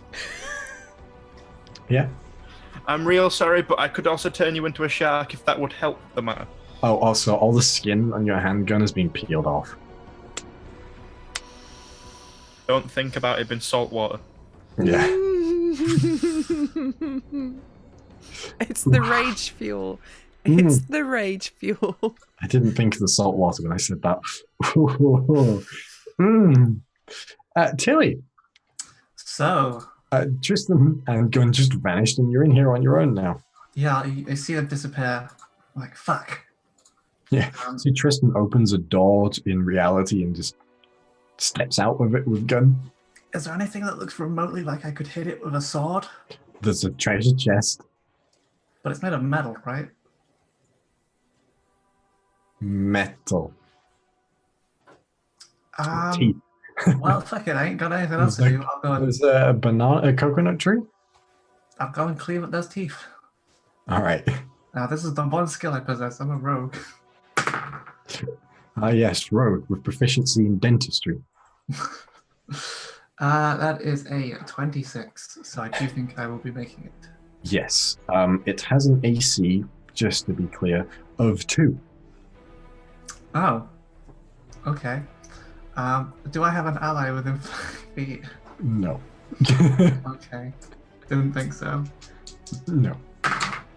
So that will be a... Ooh, this was actually not bad. I didn't roll abysmally on damage for once. So that is 12 slashing and 3 fire damage. And I guess I ain't got nothing else to do, so I will bonus action 2 weapon fighting and give it a good old stab with the dagger as well. Yeah. Yeah, that hits. It has an AC of 2. Yeah, basically, if you roll 1, you miss. That's it. I have lucky. Well, the halfling luck thing. But if you roll twice, you get a 1 both times. And then that is 2 piercing on the All right. dagger. The dagger doesn't seem to do anything. It just clatters off. Yeah, wow. I actually get stuck. Oh dear. That was a magic dagger. Oh, was that a magic dagger? Oh, never mind. Well, it was the desert glass. Was the desert glass magic or just... Yes, it was a +1 dagger. In that case, then it does do something. I thought it was just a random old dagger. Okay, It does. All right. So, good. Oh, also, dexterity saving throw, please, for me, Tilly. Oh, I'm good at these. Oh, good. Oh, that's still a 16. You are stuck to the treasure chest. Fuck. Well, I didn't touch it with my hands. No, but you touched it with the sword, and you and the sword are stuck to it. The sword's on fire. It's on fire and stuck to it. This creature has an intelligence of 1. It's like a sunfish. You don't understand the concept of pain. Gun. So, treading water. I can still attack while in water, right? You have disadvantage, though, yes. Disadvantage. Okay, well, first of all, I'll rage. And then Yeah. I will recklessly attack the island. You can do that. Oh, So- weird statements today.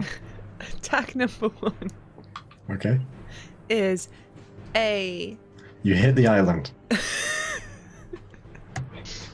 Good. It was a 19. So I'm hitting this with my dad of boy. Yep. So that's 1d12. Where the... There it is. Next to the D10. Oh, fuck. There we go. That is 20 slashing damage. Wow. And second attack. Let's go. Coconut. Was a 16 to hit. It hits. And that one is a 14 slashing damage. Okay. I've just like swum up to it and just bang bang on the outside. These 2 great welts in the side of it, and it is still not seeming to react in any way to it, except for it swallows. And in the inside, till you see a great portion of the sand just disappears beneath you. You fall in lower, and you're like, the fact that you're stuck to the treasure chest is helping you right now because you're like hanging off it by your sword. Wait, can I force the island to make a strength saving throw? Yes.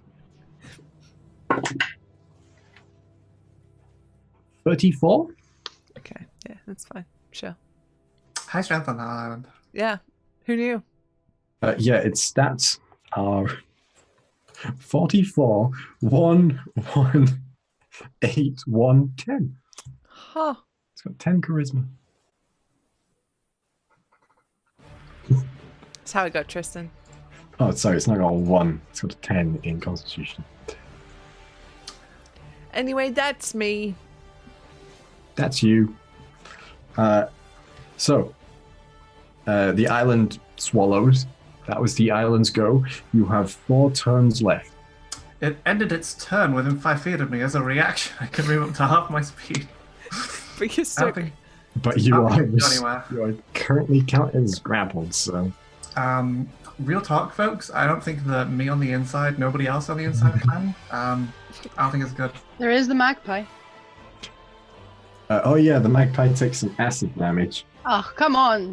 Flying up in the mouth of the roof. It's caught in its teeth. It's like... That's 2 points of acid damage. Oh, what a surprise. Exactly what it had left. Like, sorry. Mari. Now that's my plan of casting Shocking Grasp on the mouth through the magpie. Done. Sorry, Tilly. Attack again with Eldritch Blast. Okay. I'm assuming both hit. Yeah, did you roll a 1? No. Then both hit. 15. Yeah, 15. 15 points of damage in total. Yes.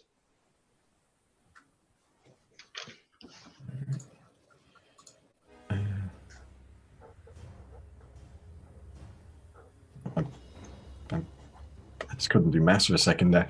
So you launch these 2 blasts at this creature, and though you're dealing damage and you are seeing wounds here, it doesn't seem to be affecting it in any way. It doesn't seem like it's slowing it in any way. It's moving very glacially anyway, but it doesn't seem like it's slowing it anyway when you're hitting it. Or it doesn't seem to be necessarily weakening it. That's it. Is that the first time I meant, like the other ones hit, or? No, this in general, the damage you're dealing to it as a group does not seem to be phasing it much. Okay. You're dealing damage. It's not like you're not dealing damage. It's just doesn't seem to care. Which brings us, unless you'd like to do anything else with your turn. No. Which brings us to Tristan. I would like to dimension dial back in to find Tilly and clean up my mistakes. Seems wise. Okay, so where are you dimension dialing back in? Back to where I remember there being ground, whether or not there is ground where I remember. No, make a dex save. I mean, that was a natural 19, so plus 7, so Okay. 26. So you dimension dial back in, and there's no ground, and you start falling immediately, and panically you reach out and grab onto Tilly's legs. And you're like hanging off Tilly now. You're hanging off a sword, Tilly, and it really hurts as your entire weight and Tristan's entire weight is on an arm right now. It's okay, give me 6 seconds, it'll be fine. I did stab it with the dagger as well, so technically I might not stuck You're with both. like that. That's true. Would you like to do anything else, Tristan? Apologize again with my bonus action. I'm just constant. Okay. On the ship, outside Gun, at this point, you can see that the crew members are like panicking a bit. And another rowboat is coming down. And some of them are trying to load the glaive, but the ship's at an angle where it can't like shoot it because the glaive only goes forward. So they're trying to like steer the ship around at the same time. I'm just shouting like, harpoons, spears, crossbows, anything you've got! And Tilly, it's your go. I yell at Tristan that he better get us the fuck out of here, and that's my turn. Like, my hands are stuck. Do I try? Try and unstick. That seems like that would send us in the direction that is bad. I feel. Still some sand there. You could headbutt it. No, you get your face stuck to it, don't do that. That's a bad idea. Tristan dimension doors out and leaves Tilly's forehead behind. Point of order though, are the swords stuck to the chest? Or are the swords stuck to the chest and I'm stuck to the swords? Yeah, it's like sticky mucus all over them that it like secretes when you hit it. And it went all the way down to the hilt? It spurts out. It's not like a seep. It's like a... You know when you hit someone in anime and blood spray, like that. But with sticky mucus. Yeah. Well, I will hold on to those real hard. Yeah, okay. And that will bring us to you, Gun. You're on the outside of it still, treading water. The rest of the rowboat that you're on just last gurgles and falls into the deep. I just kind of like, what the fuck? And I'll just keep smashing away at it from the outside, recklessly. Okay. I didn't roll a 1, that was a nat 20. Oh, that's a crit. Roll critical, I get to use this for the first time ever. Okay, so I get an extra damage dice. Yep. So, wait, I forgot how we do crit damage on Kureon. Do we double dice? You do it, yeah, like it is in the book. You double the number of dice you roll. Okay. Yeah. And it's every dice you roll. Okay. So I'll be rolling 3 d12s. Because Yes. 2 from normal and then 1 because my brutal. It's an additional, yeah. Sorry, I'm playing a lot of games with lots of rules. Sorry. Okay. 34 slashing 34 slashing. on the first attack. Alright, it has to make a constitution saving throw. It's about more than 30 points of damage in one hit. It fails. Everyone inside, please make a constitution saving throw. Oh, for God's sake. This is one that I'm real good at, guys. Oh shit, I actually rolled No, I well. actually have a +2. That is a 23 from me, Chief. 11. 11. Alright. So, Tilly, you take 19 points of acid damage, half to 10. And Tristan, you take 19 points of acid damage and are expelled out of the top of it like out of a whale's blowhole as it vomits from the pain.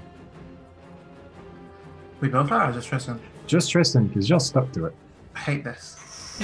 Oh no! Get It's back in, Tristan. As Tristan, you go out the top. Am I like directly at the top? You're If like I was straight to up. fall, would I go back in? You land on the top of it, but its jaw closes again. It's like, you know when someone vomits but they're trying not to vomit and it sort of like comes out from the little gap in their mouth? It's like that. Well, here's attack number 2. Hopefully I can make it puke again and you can go back in. I fucking died because we went for this chest that you It spotted, I hits. swear to God. That one is unfortunately just 19 slashing damage. All right.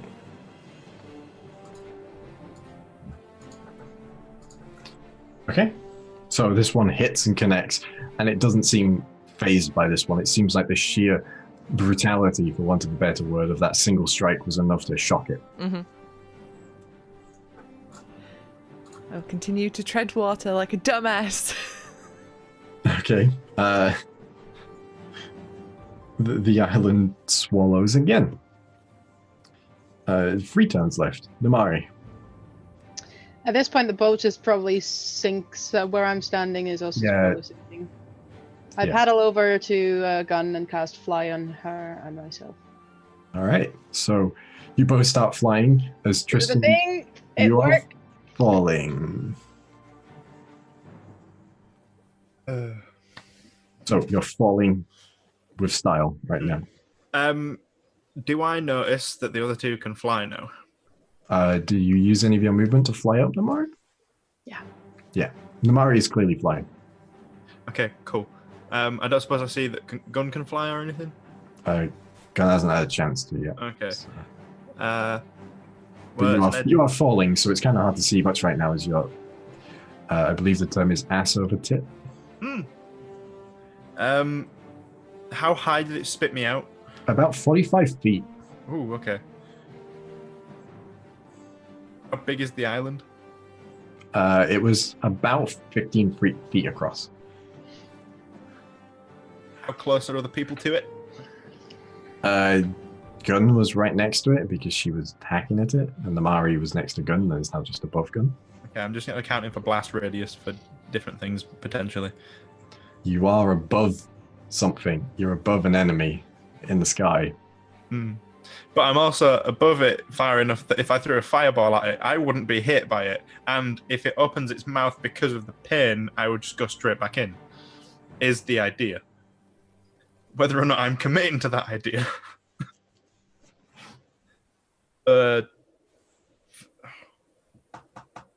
Fuck it, yeah, let's try that. You're going to fireball it? I'd like to fireball it to see if the pain of being hit will make it open its mouth. So I'd like to fireball right in the mouth to try and make an opening for me to fall back in. All right. To be able to grab Tilly. What level of fireball? Let's see.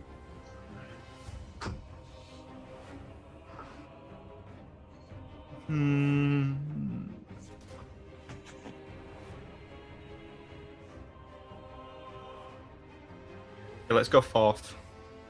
Okay.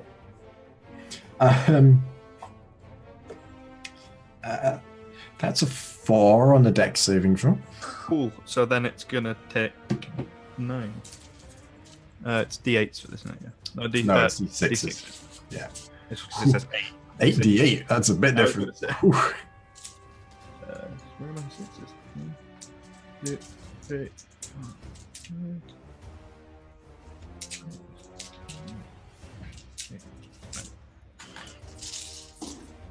Okay.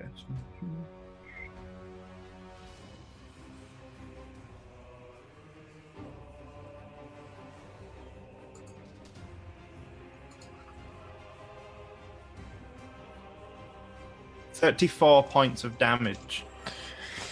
All right. Tilly and Tristan make con saves? I have to make a con save despite the fact that I'm in the air. Yeah, because it's projectile vomiting. Oh, okay. That is going to be a 17. 22 from me. All right. So you both pass, which is 11 points of damage reduced to 5. So you take 5 points of acid damage each as it vomits again and its jaws open once more, Tristan, and you like press through the vomit and you fall into it as it clamps shut again. Make it in. You make it in. Make a dex save. Actually, or an acrobatics check. No, acrobatics check. Let's do that. It's probably easier to grab on to Tilly.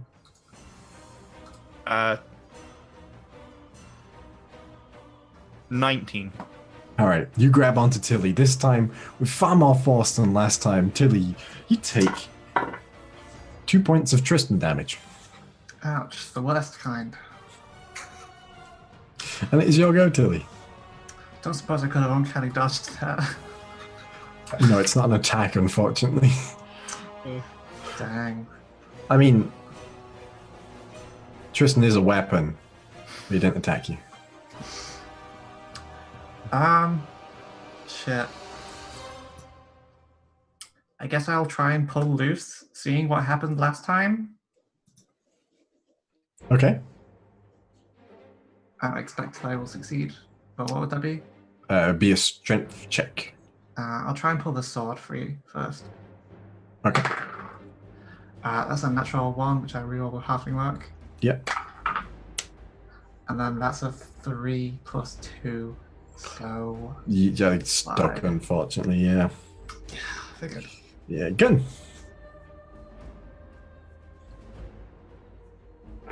Sorry, I had to unmute in various places. Sorry. Smashy once again. What is the ship doing behind us, by the way? The rowboat is in the water and it is being rowed over towards you, and the ship is making its way around, and the glaive is being loaded with this. You see this large 3-pronged disc is being slotted into it. Okay, I'm going to fly out of the water and I'm going to You can recklessly fly. recklessly attack. I'm fishing for crits. Let's go. No crit, but definite hit. Okay. That is 21 slashing. All right. And dang it, no crit, but definite hit. Okay. 13 slashing. All right. So 2 good hits into it here, but it doesn't seem to flinch from either of these. The force of the blow is not enough.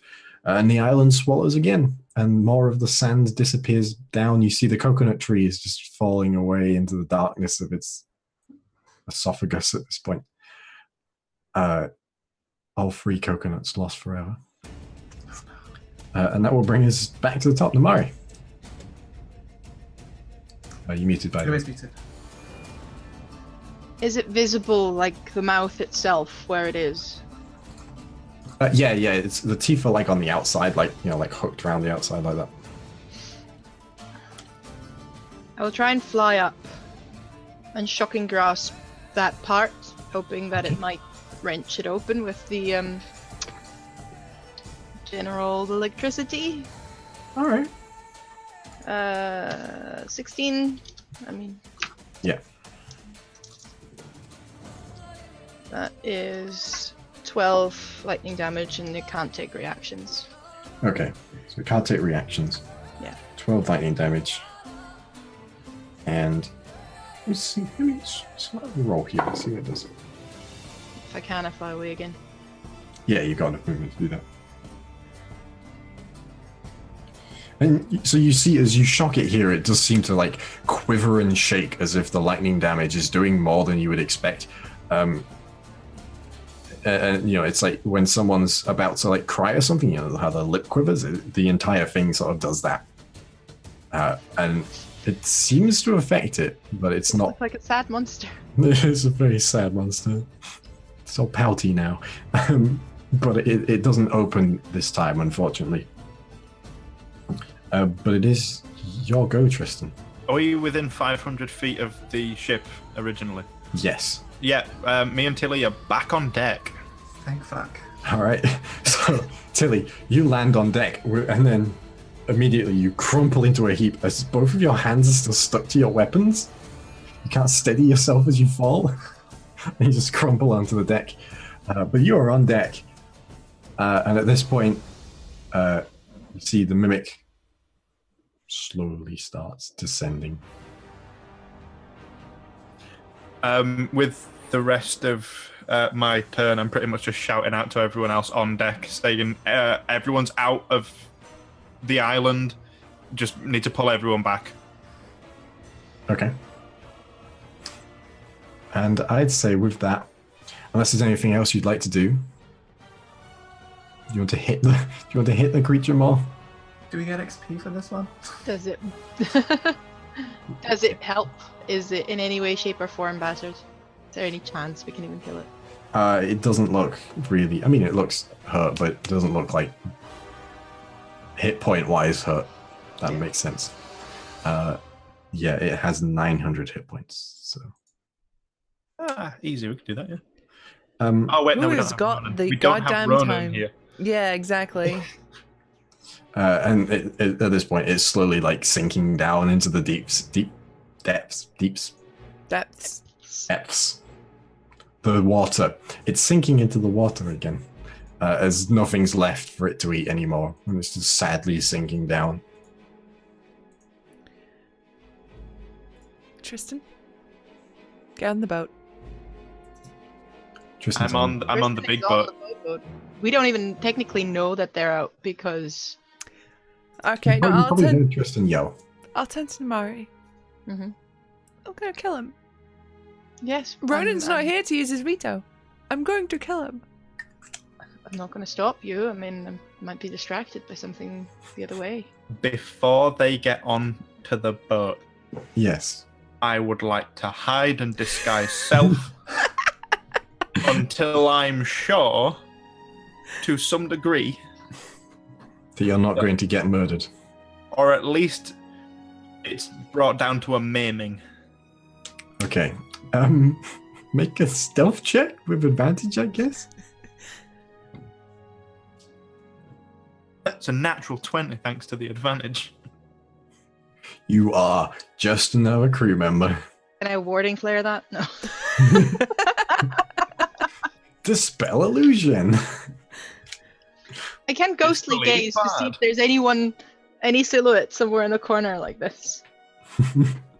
As soon as I'm like just a normal looking crew member, I'm walking around as though I know exactly what I'm doing. Yep. Okay. Wait. You're walking around as if you know what you're doing. You don't know what you're doing, Tristan. You super don't know what you're I'm doing. Abort, Good abort. at pretending. Make a performance check. Performance. Well, this is just another performance for Tristan. Yeah. Mm-hmm. 24. You can make a perception check if you'd like. Go. Yes. How long does it take me to... Never chip gonna on? be able to actually physically roll more than that, but I'll have you know I got a 13.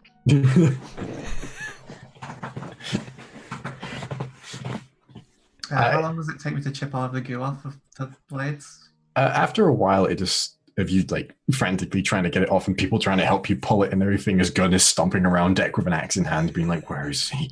Where is he?" Until he's just on the deck with like 4 people around him trying to pull, these weapons off.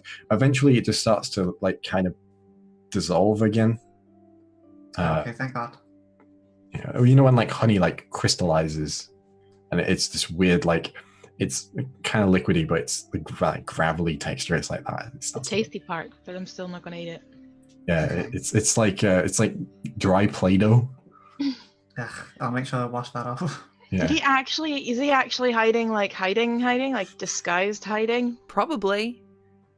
Did he use magic to get out of this? Of course he would. Well, What was the performance result? 24. 24. Do you have a chance to be on that? 'Cause Do it. Do it. Do it. Till Do you it. find him and rat him out. That's 27. Tristan's over there. Oh, the guy who's pretending to scrub the deck without a bucket of water. The one that looks like Tristan. Just he- walk he- over, grab him by the scruff of his neck, and hoist him up. Man overboard! Oh, too early? 1 second. I'll walk over to the edge of the rail. Give me one good reason why I shouldn't drop you, Tristan. Because you're better than that. And then I like let go a bit and then catch you. No, just do it. We can fish him out. You fucking asshole, and I throw him back on deck. Fuck's sake, Tristan. Please, I don't want any trouble on my watch. Mm-hmm. sorry, Tilly, sorry. We're cool. So considering we didn't even get any money out of this. At that point, you just hear this rapturous laughter, this just hearty, booming laugh from the captain as they are literally on the ground on the poop deck. That's right, yeah? Where the helm is? Yeah, I think just Let's go now. on the ground, and they are just clutching at their chest, wheezing in laughter. Knew that. That's what I wanted the whole time. Planned it perfectly. Yep. No one was ever in any harm. Sure felt like it. So that bit while you're inside the thing. I chose to go back in there twice. That's how confident I was in our abilities to deal with the situation. Mm-hmm. So just a little group powwow, just a little group chat. Can we all make the choice that Tristan is never allowed to make like executive decisions about where the ship goes anymore? Like it might be Tristan's watch, and Tristan might be temporarily in charge of the group for a little bit while we're all asleep or whatever. But Tristan doesn't get to make decisions like that again. We agreed? Agreed. He can make them when we're all not on the island. I mean, at least if he fucks up ever again, we know exactly which island to put him on. This is true. Yeah, you've made a friend. Did you name it? Brian. Any friends? Brian. Brian. Did have a lovely bunch of coconuts. 3 to be exact. Jared O'Brien. And with that, that's where we're going to end tonight. As Tilly, you take up your watch as the ship starts moving again, and everyone just sort of goes back to normal. Every now and again, a couple of people talk to each other, look at Tristan, and laugh. Used to it by now. Oh, you deserve it. Yeah. Deserve it. You can't even play put upon here. It's your fault. Entirely your fault. Oh, come on, like, it's... If you saw a sword in a stone, you pull it. If you see a treasure island, you go and loot the island. Mm-hmm. It's just how the game goes. Sure. Yeah. Mm-hmm. I mean, what happened if you hadn't gone onto the island and it had actually been treasure and you'd have been, Exactly. you know? Hey, at least there was no rug of smothering this time. Thank God.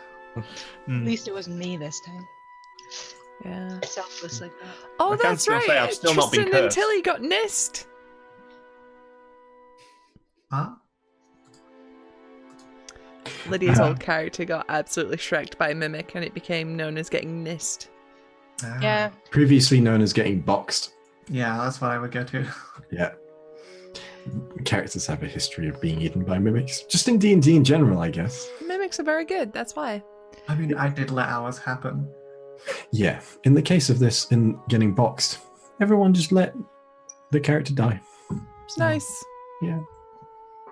It was funny. So, yeah. That was certainly an interesting encounter. Thank God for Dimension Door, eh? Mm-hmm. Yeah.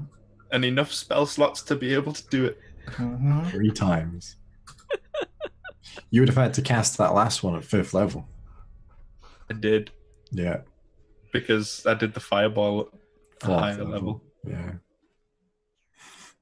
Well, thank you very much for joining us for that thing, those 3 hours. The show was a session that we just did. It was a session. Mm. If you want to catch up on the usually slightly more serious sessions than this, Not really. hey, you can over on Susie's YouTube channel. That has all of the previous episodes of Kureon, as well as all the episodes of Bike Club, the other show that Susie does, this D&D show. As well as that, you can also catch Susie's beginning to put up the VODs for Grains of Truth, the Witcher RPG, which is being run tomorrow night, as at the beginning, and that is DM'd by Jason. You can also catch on Encounter Roleplay now. He's in the Warhammer game. So that's great. Everyone there is fantastic, even Jamie. Yeah, so make sure to catch all of that, as well as Susie's other streams. She streams gameplay on here as well, although not really right now.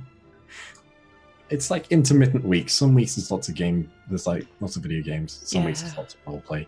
But Kureon is always here every Monday night, so if you did enjoy this, please do throw up a follow, and we will be back next week to see more hijinks in the Nesvia Sea here on Kureon as we tell the next chapter of our adventurous tale. We'll see you then.